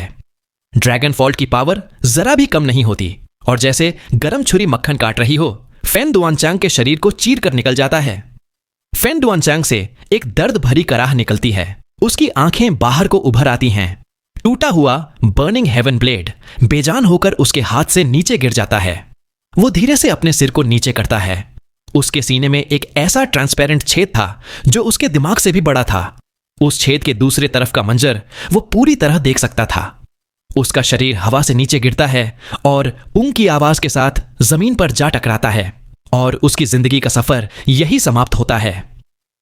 युनचे ने अपना हाथ आगे बढ़ाया और ड्रैगन फॉल्ट हवा में ही रुक गया। फिर एक तेज विज्ट के साथ वापस उड़ा, जिसके साथ एक जबरदस्त ड्रैगन की दहाड़ गूंज रही थी। वो आराम से युनचे के हाथों में आ गिरा। आमतौर पर जब युनचे अपनी हेवी सोर्ड को वापस बुलाता था तो वो अपनी प्रोफाउंड एनर्जी से उसे खींचता था। ड्रैगन फॉल्ट के वेट के साथ अगर वो इसे जोर से खींचता तो इसमें बहुत ज्यादा एनर्जी लगती थी और कभी कभी दुश्मन इसे रोक भी सकता था। लेकिन इस बार बात कुछ और थी। अब का ड्रैगन फॉल्ट एक असली सोर्ड स्पिरिट के साथ जाग चुका था। चाहे बहुत हाई लेवल ना हो, लेकिन इसमें अच्छी खासी स्पिरिचुअलिटी आ चुकी थी। और क्योंकि युनचे के शरीर में ड्रैगन गॉड का सोल था, इस तलवार का स्पिरिट पूरी तरह उसका आज्ञाकारी बन गया था। अब इसे बुलाने के लिए सिर्फ सोल का हुक्म देना पड़ता था। फिनिक्स फ्लेम बुझने के बाद युनचे ने ड्रैगन फॉल्ट को आराम से जमीन में गाड़ दिया और उन 4 लोगों को देखा जो अभी तक लकड़ी के मुर्गे की तरह बेहोश खड़े थे। वो हल्की हंसी के साथ कहता है, अगला कौन है जो अपनी मौत बुलाना चाहता है? घबराओ मत, आराम से आओ, एक एक करके। मैं भागूंगा नहीं। अगर तुम लोग वेट नहीं कर पा रहे तो मैं कहता हूं सब साथ में आ जाओ। बडंप बडंप बडंप की आवाज आती है। बचे हुए 4 लोग अपने दिल की तेज धड़कन साफ सुन सकते थे। युनचे की नजर जैसे ही उन पर आती, उनके दिल जैसे गले तक आ जाते। जो 2 लोग सबसे कमजोर थे, उनके चेहरे बिल्कुल सफेद पड़ चुके थे। ड्रैगन फॉल्ट की ताकत और लड़ाई की रफ्तार ने उनके दिल में डर बिठा दिया। फेन मोली, जो पहले युनचे को मारने का इरादा रखता था, अब पूरी तरह से हिल चुका था। उसकी नजर ड्रैगन फॉल्ट पर पड़ती है और वो उसकी ऐसी माइट महसूस करता है कि दिल दहल जाए। वो कांपते हुए कहता है, ये तो एक एम्परर प्रोफाउंड वेपन है। युनचे हंसी के साथ कहता है, लगता है तुम्हारी आंखें पूरी अंधी नहीं हैं। सही पहचाना, मेरे हाथों में जो तलवार है वो एक असली एम्परर सोर्ड है। तुम लोगों के लिए यह बहुत बड़ी किस्मत है कि तुम अपनी जिंदगी का अंत एक एम्परर सोर्ड के नीचे करोगे। युनचे ने ज्यादा बोलने में वक्त बर्बाद नहीं किया। अपने हाथों का तालमेल बनाकर उसने ड्रैगन फॉल्ट खींचकर सीधा फेन मोली की तरफ अटैक किया। तलवार की शार्पनेस से आसपास की स्पेस तक कांप उठी। फेन मोली का चेहरा गंभीर हो गया। शौक को दबाकर, चाहे अंदर से वो कमजोर महसूस कर रहा था, लेकिन वो तेज आवाज में बोलता है, घमंडी जूनियर, तुम सिर्फ एम्परर सोर्ड के दम पर इतर रहे हो। क्या तुम सच में सोचते हो कि सिर्फ अपनी ताकत से मुझे हरा पाओगे? अगर तुम इतनी जल्दी मौत को बुलाना चाहते हो, लेकिन उसके बोलने से पहले पूरी युनचे की तलवार अब उससे सिर्फ 3 मीटर दूर थी।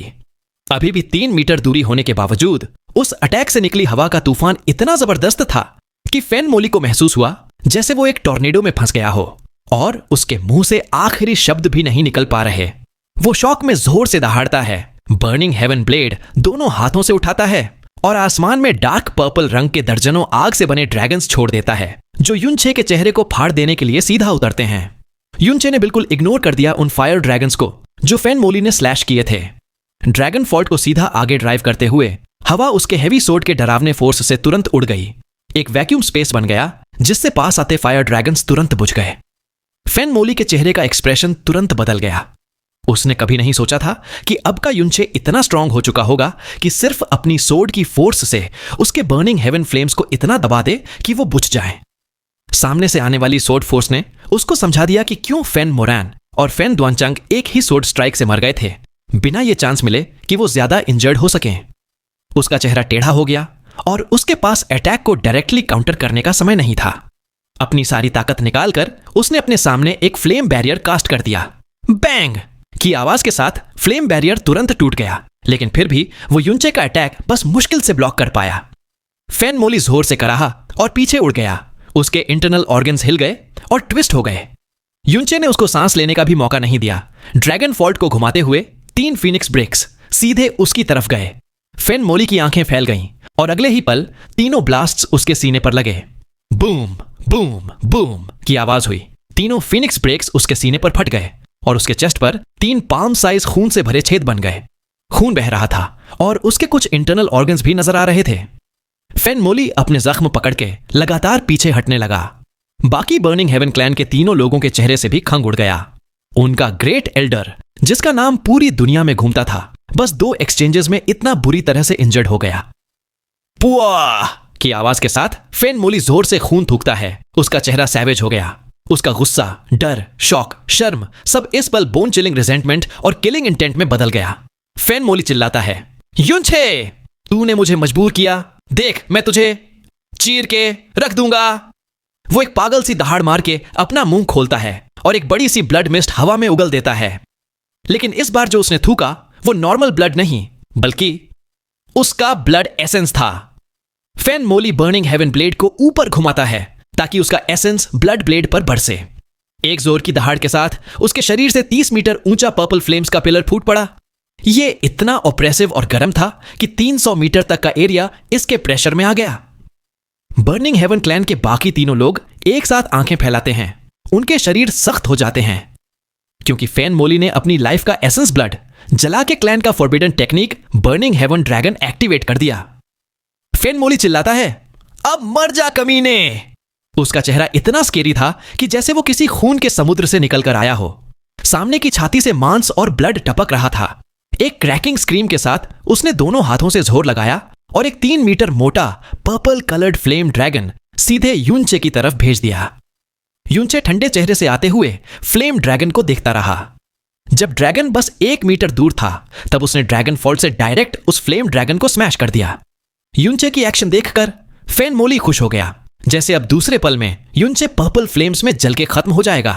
लेकिन युनचे का यह सोर्ड स्ट्राइक सिर्फ जबरदस्त फोर्स के साथ नहीं था, बल्कि उसमें अनमैच्ड कंट्रोल था फायर एलिमेंटल एनर्जी पर। जैसे ही ड्रैगन फॉल्ट ने बर्निंग हेवन ड्रैगन को मारा, वो ब्लास्ट नहीं हुआ, बल्कि डायरेक्शन बदल के युनचे के राइट साइड वाले बर्निंग हेवन क्लैन के 2 एल्डर्स की तरफ चला गया। पर्पल लाइट ने उन दोनों के एक्सट्रीम डिस्पेयर वाले चेहरे को रोशन कर दिया। बूम की आवाज हुई और बर्निंग हेवन ड्रैगन एक धमाके के साथ फट गया और फ्लेम का मुंह आसमान तक 100 मीटर से भी ज्यादा चला गया। पूरा एरिया पर्पल फ्लेम्स का समुद्र बन गया जिसमें सब कुछ जल रहा था, यहां तक कि जमीन भी ढंस रही थी। वो दोनों एल्डर्स जो early stage sky profound realm के थे, उनके पास चीखने का भी वक्त नहीं मिला। वो पर्पल फ्लेम्स में घुलकर तुरंत राख बन गए। लेकिन युनचे को कुछ नहीं होता, जिसकी वजह से फेन मोली जैसे उसके दिमाग में एक बम फट गया हो। उसका शरीर बर्फ जैसा ठंडा हो गया। इससे पहले कि वो रिएक्ट करता, युनचे उसकी तरफ बिजली की तरह आया। फेन मोली बस खड़ा रहा, जैसे उसका दिमाग कंप्लीटली कोलैप्स हो चुका हो। बूम की आवाज के साथ ड्रैगन फॉल्ट सीधा फेन मोली की छाती पे लगा और एक धमाके के साथ उसका पूरा शरीर अंदर से टूट गया। सारे इंटरनल ऑर्गन्स और मेरिडियंस कोलैप्स हो गए। फेन मोली एक जोर की खून की धार उगलता है, कई मीटर दूर गिरता है और फिर कभी खड़ा नहीं हो पाता। युनचे आराम से चलकर आया और नीचे देखते हुए बर्निंग हेवन क्लैन के ग्रेट एल्डर को देखा। फेन मोली का पूरा शरीर दर्द से कांप रहा था। उसकी आंखें पूरी खुली हुई थीं और युनचे को घूर रही थीं। युनचे ठंडे लहजे में कहता है, बूढ़े कुत्ते फेन, मैंने पहले ही कहा था एक दिन आएगा जब मैं अपने हाथों से तेरी जिंदगी खत्म करूंगा। अगर कोई बीच में नहीं आया होता तो मैं 2 बार तेरे हाथों लगभग मर चुका होता। जैसे ही युनचे ने अपनी बात खत्म की, ड्रैगन फॉल्ट नीचे गिरता है, सीधा फेन मोली की गर्दन के पार घुस जाता है। फेन मोली का पूरा शरीर सूख जाता है। उसकी निकली हुई आंखों से निराशा का आखिरी रंग भी चला जाता है और वो हमेशा के लिए पछतावे के साथ मर जाता है। युनचे ड्रैगन फॉल्ट को खींचता है। तलवार के ब्लेड पर खून का एक भी बूंद नहीं था। युनचे मुड़ता है। उसकी नजर आखिरी इंसान पर जाती है। बर्निंग हेवन क्लैन का वो एल्डर पता नहीं कब से जमीन पर गिरा हुआ था। युनचे की नजर उस पर पड़ते ही उसका पूरा शरीर कांपने लगता है। अपने मुंह से एक अजीब सी चीख निकालकर वो रगड़ रगड़ के भागना शुरू कर देता है, जैसे एक कुत्ता डर के मारे अपनी पूंछ दबा के भागता है। भागते हुए तो वो प्रोफाउंड फ्लोटिंग टेक्निक यूज करना भी भूल गया।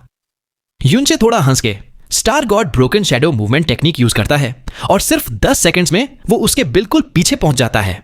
तलवार से जोर का अटैक करके नीचे का जमीन उलट देता है और उस शॉकवेव में उस इंसान को नीचे गिरा देता है। वो एल्डर चीखता है, लेकिन फिर देखता है कि उसके साथ कुछ भी नहीं हुआ। वो उल्टी करके जमीन पर बैठ जाता है। उसका पूरा शरीर कांप रहा था और युनचे की तरफ देखकर उसके चेहरे के मसल्स डर के मारे सिकुड़ गए थे। वो हिचकिचाहट भरी आवाज में बोलता है, यंग यंग यंग हीरो, मुझे माफ कर दो। मेरा तुमसे कोई बुरा लेना देना नहीं। मैं बस ऑर्डर्स पर चल रहा था। यंग हीरो, प्लीज मुझे छोड़ दो। मैं उम्र भर आपका शुक्रगुजार मानूंगा। मैं जरूर इसका बदला चुकाऊंगा आगे। बस मुझे छोड़ दो, छोड़ दो। युनचे हल्की हंसी के साथ अपनी ठोड़ी पकड़ता है और कहता है, इतना डर क्यों रहा है? अगर तू पैंट में पेशाब कर दिया तो बहुत बेइज्जती हो जाएगी। तेरा नाम क्या है? जब फेन दुअनहाई को यह महसूस होता है कि युनचे ने जो कुछ देर पहले हर अटैक में रूथलेसनेस दिखा रहा था, अब उसे मारने के बजाय बात करनी शुरू की, तो उसके दिल में एक चिंगारी उम्मीद की जगह लेती है। वो जल्दी से बोलता है, मैं फेन दुअनहाई है। मैं बर्निंग हेवन क्लैन के ग्राउंड फायर पवेलियन का पवेलियन मास्टर हूं। युनचे कहता है, ओह फेन दुअनहाई, नाम बड़ा ही पावरफुल लगता है, लेकिन अफसोस कि तू इतने चीप कैरेक्टर में बदल गया। फिक्र मत कर, आज मैं तुझे नहीं मारूंगा और तुझे चोट भी नहीं पहुंचाऊंगा, बल्कि मैं तुझे बर्निंग हेवन क्लैन में सुरक्षित वापस भेज दूंगा। फेन दुअनहाई खुशी से फूल जाता है। उसे अपने कानों पर भी विश्वास नहीं होता। युनचे आगे बोलता है, वहां वापस जाकर अपने क्लैन मास्टर फेन दुअनहुन को कहना कि तेरी जिंदगी बर्निंग हेवन क्लैन को छोड़ने का मेरा आखिरी चांस है।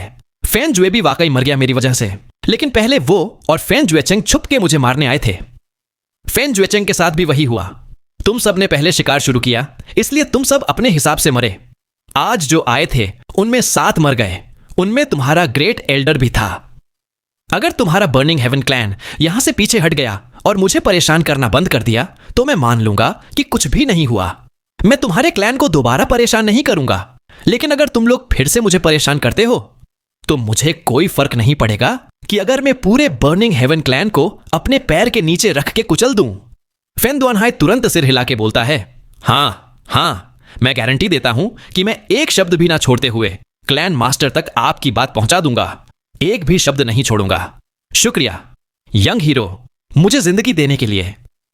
युनचे कहता है, मैं तुम्हारे बर्निंग हेवन क्लैन से नहीं डरता और मुझे तुम लोगों के साथ डेथ ग्रज रखना भी कोई प्रॉब्लम नहीं लगता। बस अभी मेरे पास बहुत ज्यादा काम है, इसलिए मैं अपना वक्त तुम जैसे छोटे मच्छरों पर वेस्ट नहीं करना चाहता। उम्मीद है तुम्हारे क्लैन मास्टर और एल्डर्स के पास थोड़ा दिमाग होगा। अब निकल। फेन दुअनहाई कुछ और बोलने की हिम्मत नहीं करता। जल्दी से उठकर अपनी ये बची कुची जिंदगी लेकर भाग जाता है। जल्दी ही वो युनचे की नजर से गायब हो जाता है। इसके बाद युनचे ने सभी लाशों को सर्च किया और उनके सारे स्पेशल रिंग्स निकाल लिए। बर्निंग हेवन क्लैन के ये हायर अप्स नेचुरली अपने पास काफी अच्छे ट्रेजर्स रखते थे। युनचे को बहुत बड़ा रिवॉर्ड मिला और फेन मोली के स्पेशल रिंग में उसे एक छोटा सा टुकड़ा पर्पल वेन्ड हेवन क्रिस्टल का मिला। युनचे अपने आप से कहता है, मैं सोच रहा था कि प्रोफाउंड हैंडल ट्राई करूंगा, लेकिन मौका ही नहीं मिला यूज करने का। उसने ड्रैगन फॉल्ट सोर्ड को रखते हुए अपने दोनों हाथ देखे। मेरी अब की स्ट्रेंथ शायद 16 महीने पहले वाली किंगयू के बराबर होगी, है ना? जैस्मिन शांति से बोलती है, नहीं, उससे भी ज्यादा। तुम ड्रैगन गॉड्स मैरो की असल पावर समझते ही नहीं हो। जब तुम्हें 6 ड्रॉप्स ड्रैगन गॉड्स ब्लड मिले थे, तुम्हारी स्ट्रेंथ बहुत बढ़ गई थी। लेकिन मैरो तो बोन्स का फाउंडेशन होता है और ब्लड का सोर्स। ड्रैगन गॉड्स मैरो के होने से तुम्हारे अंदर सिर्फ वो 6 ड्रॉप्स का होना ही नहीं होगा। ये मैरो तुम्हारे अंदर नया ब्लड बनाते हुए तुम्हारी ब्लड लाइन को ड्रैगन गॉड्स ब्लड लाइन के करीब ला देगी। आज से चाहे तुम ट्रेनिंग न भी करो, तुम्हारी ताकत वैसे ही बढ़ती रहेगी।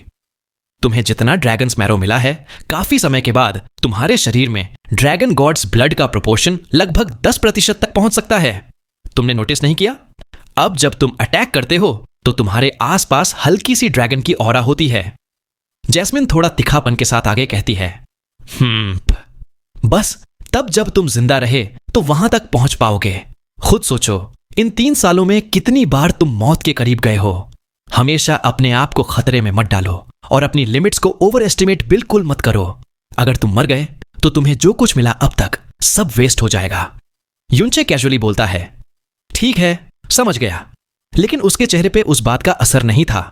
जैस्मिन कहती है, इस बाउंडलेस यूनिवर्स में ट्रू गॉड्स अपनी बहुत सारी हेरिटेज छोड़ गए हैं।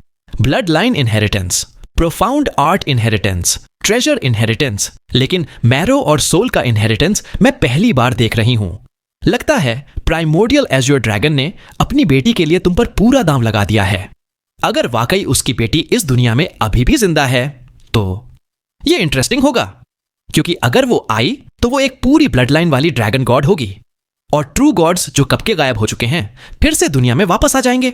मैं सोच रही हूं इससे कैसी उलट पुलट या शायद माहौल में कैसा बड़ा हंगामा हो। जब मैं रेल्म ऑफ गॉड्स जाने लायक बनूंगा तब की बात तब करेंगे, अभी के लिए तो ये सोचना भी हंसने जैसा है।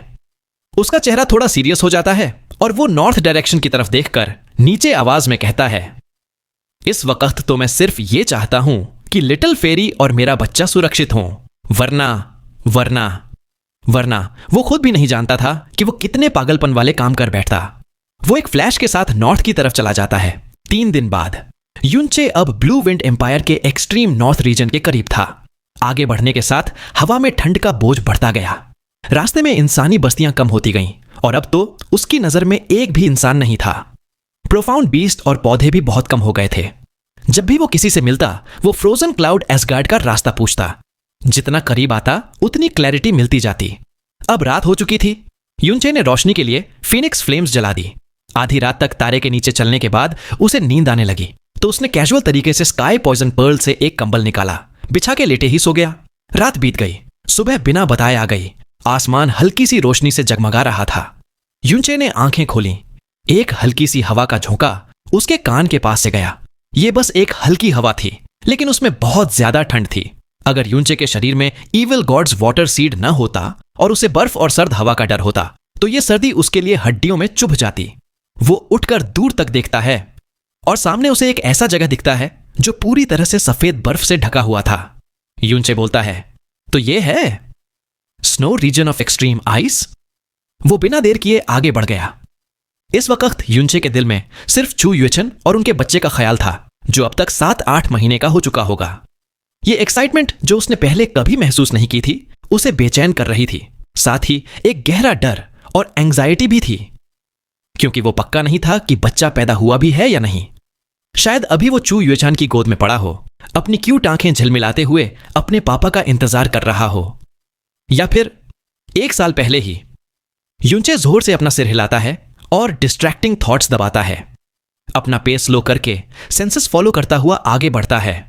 युनचे दिल में साइलेंटली कसम खाता है, लिटिल फेरी, पता नहीं तुम्हें मेरे जिंदा होने की खबर मिली भी या नहीं। जब तुम्हें मेरी सबसे ज्यादा जरूरत थी मैं जमीन के नीचे सील हो गया था। तुम्हारे साथ खड़ा होने के बजाय मैंने तुम्हें सबसे बड़ी चोट, सबसे बड़ा डर दिया। इस बार चाहे तुम मना करो, चाहे पूरा फ्रोजन क्लाउड एसगार्ड अपोज करे और चाहे मुझे तुम्हें जबरदस्ती ले जाना पड़े, मैं तुम्हें यहां से जरूर ले जाऊंगा। जैस्मिन जो 2 दिन से सो रही थी अब उठकर बोलती है। नॉर्थ वेस्ट डायरेक्शन में लगभग 10 किलोमीटर दूर एक क्लियर प्रोफाउंड एनर्जी रिएक्शन है। अगर इस पूरे स्नो रीजन में सिर्फ एक ही सेक्ट है तो वही तुम्हारा टारगेट है। युनचे तुरंत अपना डायरेक्शन एडजस्ट करता है और नॉर्थ वेस्ट डायरेक्शन की तरफ दौड़ पड़ता है। 10 किलोमीटर बर्फ का प्लेन युनचे ने सेकंडों में क्रॉस कर लिया। उसकी नजर के सामने एक पैलेस आया जो आइस और बर्फ से बना था। युनचे धीरे से बोलता है, तो ये है फ्रोजन क्लाउड एसगार्ड। फिर अपनी स्पीड बढ़ाता है। जितना वो करीब जाता टेम्परेचर उतना गिरता जाता। जल्दी ही फ्रोजन क्लाउड एसगार्ड का क्रिस्टल लाइक पैलेस गेट उसके सामने आता है। उस पर आइस के फ्लोज घूम रहे थे और मिस्टिकल मार्किंग्स चमक रही थी जैसे कोई स्पेशल प्रोफाउंड फॉर्मेशन सील की गई हो। लेकिन यहां तक आने के बाद भी युनचे ने कोई इंसान नहीं देखा। पूरा आइस पैलेस शांत और सुनसान था। युनचे धीरे से कहता है, सीनियर सिस्टर ने कहा था फ्रोजन क्लाउड एसगार्ड ने 16 महीने पहले अपने आप को सील कर लिया था। और वो आगे बढ़ता है। तब जैस्मिन बोलती है, आगे एक अटैक प्रोफाउंड फॉर्मेशन है। तुम्हारी अब की स्ट्रेंथ में अगर तुम फोर्सफुली ब्रेक करना चाहो तो ये जैस्मिन की वार्निंग से युनचे के सेंसेस एक्टिव हो जाते हैं और वो महसूस करता है कि बस 10 कदम आगे प्रोफाउंड एनर्जी के रिपल्स हैं। वो आगे चलना जारी रखता है। जैसे ही वो 7वां स्टेप लेता है जमीन से आइस की एक चमक उठती है और एक ice lotus shaped profound formation जो 30 मीटर तक फैला था खिल जाता है। फॉर्मेशन के ऊपर 18 बड़े शब्द आइस के ठंड के साथ लिखे थे। ये थे, फ्रोजन क्लाउड अब सेक्लूजन में है, कोई गेस्ट वेलकम नहीं है। जो फोर्सफुली उल्लंघन करेगा उसे कॉन्सिक्वेंसेस फेस करने पड़ेंगे। ये फ्रोजन क्लाउड एसगार्ड का ग्रेट एसगार्ड डिफेंडिंग फॉर्मेशन था। युनचे ड्रैगन फॉल्ट सोर्ड पकड़ के बिना किसी डाउट के आगे बढ़ गया। 1 सेकंड में ही एक ऐसी ओरा ने युनचे को कवर कर लिया जो सीधा उसके दिल और हड्डियों तक ठंड पहुंचाती थी। आइस ब्लू कलर का प्रोफाउंड फॉर्मेशन तेज घूमना शुरू हुआ और नीचे से बहुत सारे छोटे आइसिकल्स यानी बर्फ के नुकीले टुकड़े उठने लगे जो तूफान की तरह युनचे की तरफ आए। युनचे ने जंप लगाई, अपने आसपास प्रोफाउंड एनर्जी का बैरियर बनाया और तुरंत पूरे बॉडी से फीनिक्स फ्लेम्स इग्नाइट हो गईं। उसके पास इविल गॉड का वाटर सीड था, इसीलिए वाटर एट्रीब्यूटेड एनर्जी उसको इंजरी देने लायक थी ही नहीं। ऊपर से ये आइसिकल्स की एनर्जी फ्रोजन क्लाउड आर्ट से लिंक्ड थी, इसलिए चाहे ये आइसिकल्स डायरेक्ट उसके बॉडी को टच भी कर लें, उसे हार्म करना मुश्किल था। जैसे ही ये फीनिक्स फ्लेम्स के कांटेक्ट में आए, वो तुरंत मेल्ट हो गए और पानी की बूंदें बनके फिर भाप में कन्वर्ट हो गए। तुरंत ही उसके बॉडी के पास से सिजलिंग की आवाज आने लगी और पानी का वेपर घूमने लगा। अपने बॉडी से उस वेपर को लेते हुए वो सीधा पैलेस गेट की तरफ रश किया। क्लिंक की आवाज के साथ उसके सामने एक ठंडी लाइट फ्लैश हुई और जमीन पर 7 मीटर चौड़ा एक आइस लोटस ब्लूम हुआ, जो सीधा युनचे की तरफ उछाल के आया। उसके साथ ऐसा कोल्ड हो रहा था कि नीचे से उजाले जैसे शूट होते आइसिकल्स भी फ्रीज हो गए। युनचे की आईब्राउ फ्लिक हुई और ड्रैगन फॉल्ट सीधा उस आ रहे आइस लोटस पर लगा। बैंग की आवाज हुई और वो बड़ा सा आइस लोटस तुरंत एक्सप्लोड हो गया और उसके बर्फ के टुकड़े आसमान में फैल गए। ये जो आइसिकल्स उस पर गिरे वो भी तुरंत मेल्ट हो गए। उस आइस लोटस का पावर इतना था कि फैन मोली जैसे पियरलेस एक्सपर्ट भी घबरा जाएं। लेकिन युनचे की तलवार के एक स्ट्राइक से वो इंस्टेंट फट गया। लेकिन फ्रोजन क्लाउड एसगार्ड का प्रोटेक्टिव फॉर्मेशन इतना सिंपल कैसे होता? युनचे के पांव मूव करते ही आसपास से ठंडी लाइट वापस चमकी, पीछे से, लेफ्ट, राइट, टोटल 8 अलग जगह से एक साथ 8 और आइस लोटसेस ब्लूम हुए, जो साइज और पावर में पहले वाले से कम नहीं थे। फिर ये साथ में जुड़ गए और एक ह्यूज लोटस फॉर्मेशन बनाकर युनचे पर एक साथ अटैक करने लगे। युनचे की आंखों में आइसी कोल्ड लाइट चमकी। उसने अपनी प्रोफाउंड एनर्जी एकदम वायलेंटली सर्ज की और सीलिंग क्लाउड लॉकिंग सन प्रोटेक्टिव बैरियर एक्टिवेट किया। बैंग की आवाज के साथ वो 8 आइस लोटसेस एक एक लेयर में युनचे से टकरा गए। सीलिंग क्लाउड लॉकिंग सन का प्रोटेक्टिव स्क्रीन डिस्टॉर्ट होने लगा, लेकिन ब्रेक नहीं हुआ और फोर्सफुली उनका अटैक विथस्टैंड किया। इसी मोमेंट में युनचे के अंदर का फीनिक्स ब्लड भी क्रेजी तरीके से इग्नाइट हो गया। वो star scorching demon lotus technique का इस्तेमाल करता है। हुश की आवाज के साथ युनचे की बॉडी से एक फायर लोटस खिला, जो आइस लोटस से कई गुना बड़ा था, और उसने सारे 8 आइस लोटसेस को निगल लिया। अब युनचे की स्ट्रेंथ पहले से कई गुना ज्यादा थी, इसलिए स्टार स्कॉर्चिंग डीमन लोटस का पावर भी पहले के कंपैरिजन में बहुत बड़ा था। आइस लोटसेस जो इतना ज्यादा कोल्ड एनर्जी लेकर आए थे, फीनिक्स फ्लेम्स के अंदर 5 ब्रेथ से कम टाइम में मेल्ट होकर भाप बन गए। फीनिक्स फ्लेम ने सिर्फ आइस लोटसेस को नहीं, बल्कि फ्रोजन क्लाउड फॉर्मेशन को भी जला दिया। पूरे फॉर्मेशन का लाइट फ्लिकर होने लगा और उसका रोटेशन स्पीड बहुत हद तक गिर गया। युनचे ने दोनों हाथों से स्वॉर्ड उठाई और उसके पीछे एक वुल्फ का शैडो अपीयर हुआ। एक बड़ा रोर करते हुए उसने स्काई वुल्फ स्लैश छोड़ा की आवाज हुई।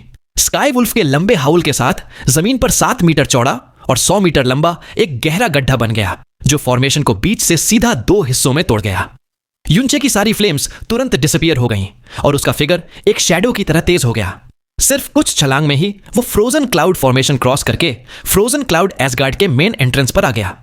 तभी आइस क्रिस्टल गेट जो बंद था वो अचानक ओपन हुआ और एक औरत की ठंडी और गुस्से भरी आवाज आई। कौन है जो हमारे फ्रोजन क्लाउड एसगार्ड में घुसने की हिम्मत करता है? साथ ही एक कोल्ड सोर्ड लाइट सीधा युनचे के चेस्ट की तरफ शूट हुई। वो सोर्ड लाइट बहुत ठंडी थी, लेकिन युनचे के लिए थ्रेट बिल्कुल नहीं थी। उसने कैजुअली हाथ घुमाया और ड्रैगन फॉल्ट से एक वायलेंट हेवी सोर्ड विंड छोड़ी। सोर्ड की टिप युनचे के 7 मीटर करीब आती, उससे पहले ही वो औरत का फिगर हेवी सोर्ड विंड से उड़ के वापस एंट्रेंस पर जा गिरा। उसके स्नो जैसे ठंडे और जेड जैसे खूबसूरत चेहरे पर एक शॉक का एक्सप्रेशन था। फ्रोजन क्लाउड एसगार्ड का प्रोटेक्टिव स्पेल ब्रीच करने वाला शख्स डेफिनेटली बहुत पावरफुल होगा, इसलिए छू युली ने खुद आके स्ट्राइक की थी। लेकिन उसने एक्सपेक्ट नहीं किया था कि ओपोनेंट का पावर इतना टेरिफाइंग होगा कि सिर्फ सोर्ड विंड से ही वो पीछे उड़ जाए।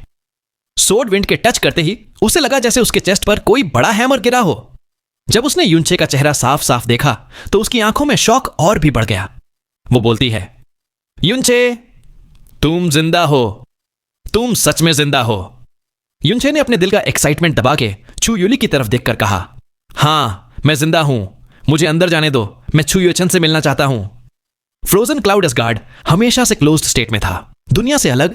इसलिए जब युनचे सोर्ड मैनेजमेंट टेरेस से बच के आया और ऐसी चीजें की जो पूरे वर्ल्ड में शॉक मचा दे, तब भी फ्रोजन क्लाउड एसगार्ड को आज तक पता नहीं था कि युनचे जिंदा है। उसका जिंदा बचना और अभी जो उसने शॉकिंग स्ट्रेंथ दिखाई थी, दोनों ने छू युली को अंदर से बहुत शॉक दे दिया। और जैसे ही उसने छू युचैन का नाम सुना, उसके दिल में एक तीर चला। छू युली कहती है, तुम्हें अभी भी सीनियर सिस्टर से मिलने की हिम्मत है? अगर तुम ना होते तो वो एसगार्ड के रूल्स तोड़ती ही नहीं और पूरी दुनिया उसका मजाक नहीं बनाती। अगर तुम ना होते तो उसे अपने प्रोफाउंड आर्ट्स अबैंडन करके फ्रोजन क्लाउड एसगार्ड से हमेशा के लिए निकलना नहीं पड़ता। ये सब तुम्हारे वजह से हुआ। युनचे के कान में यह बात ऐसी लगी जैसे उसके बगल में बिजली गिर गई हो।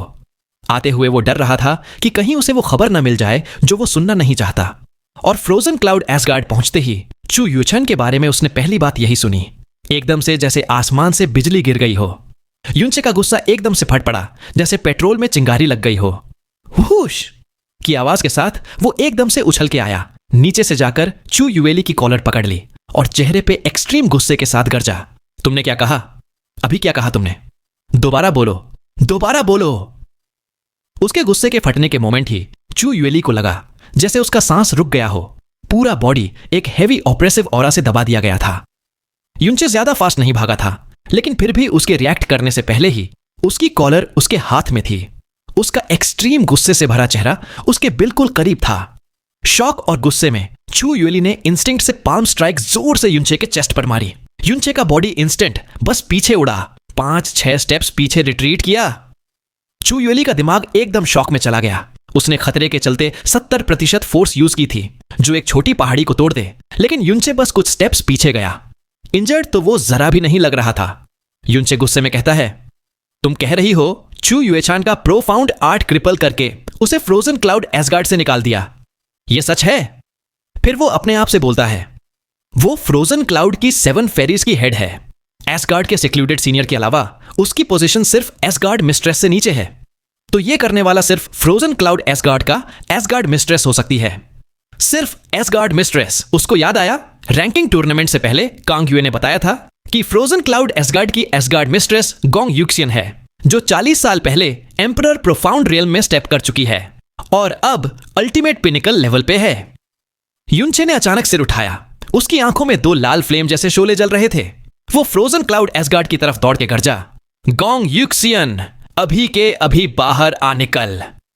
गोंग यूक्सियन, अभी बाहर निकल, अभी, वरना मैं तुम्हारा फ्रोजन क्लाउड एसगार्ड बर्बाद कर दूंगा और यहां एक भी लोग चैन से नहीं रहेगा। अभी बाहर निकल। उसकी यह दहाड़ प्रोफाउंड स्ट्रेंथ से भरी थी। पूरे फ्रोजन क्लाउड एसगार्ड के हर कोने में गूंज गई। युनचे के गुस्से ने फ्रोजन क्लाउड एसगार्ड के हर डिसाइपल्स का गुस्सा भड़का दिया। 1000 साल से यह एक सेक्रेड लैंड थी जिसे प्रोवोक करने की हिम्मत किसी में नहीं होती। आज उनकी एसगार्ड मिस्ट्रेस को अपने ही टेरिटरी में ऐसे इंसल्ट किया जा रहा था। तुरंत पूरे फ्रोजन क्लाउड एसगार्ड में आइसी ग्लो चमक उठी और सब डिसाइपल्स स्नो के बीच पैलेस गेट पे इकट्ठे हो गए। गेट के ऊपर से व्हाइट रोब्स में 5 सिलुएट्स एक साथ उतरे। इनकी प्रेजेंस से ही हवा फ्रीज हो गई। लैंड करते ही आसपास आइस स्पिरिट्स फ्लोट करने लगे। हवा में स्नो डांस करने लगा।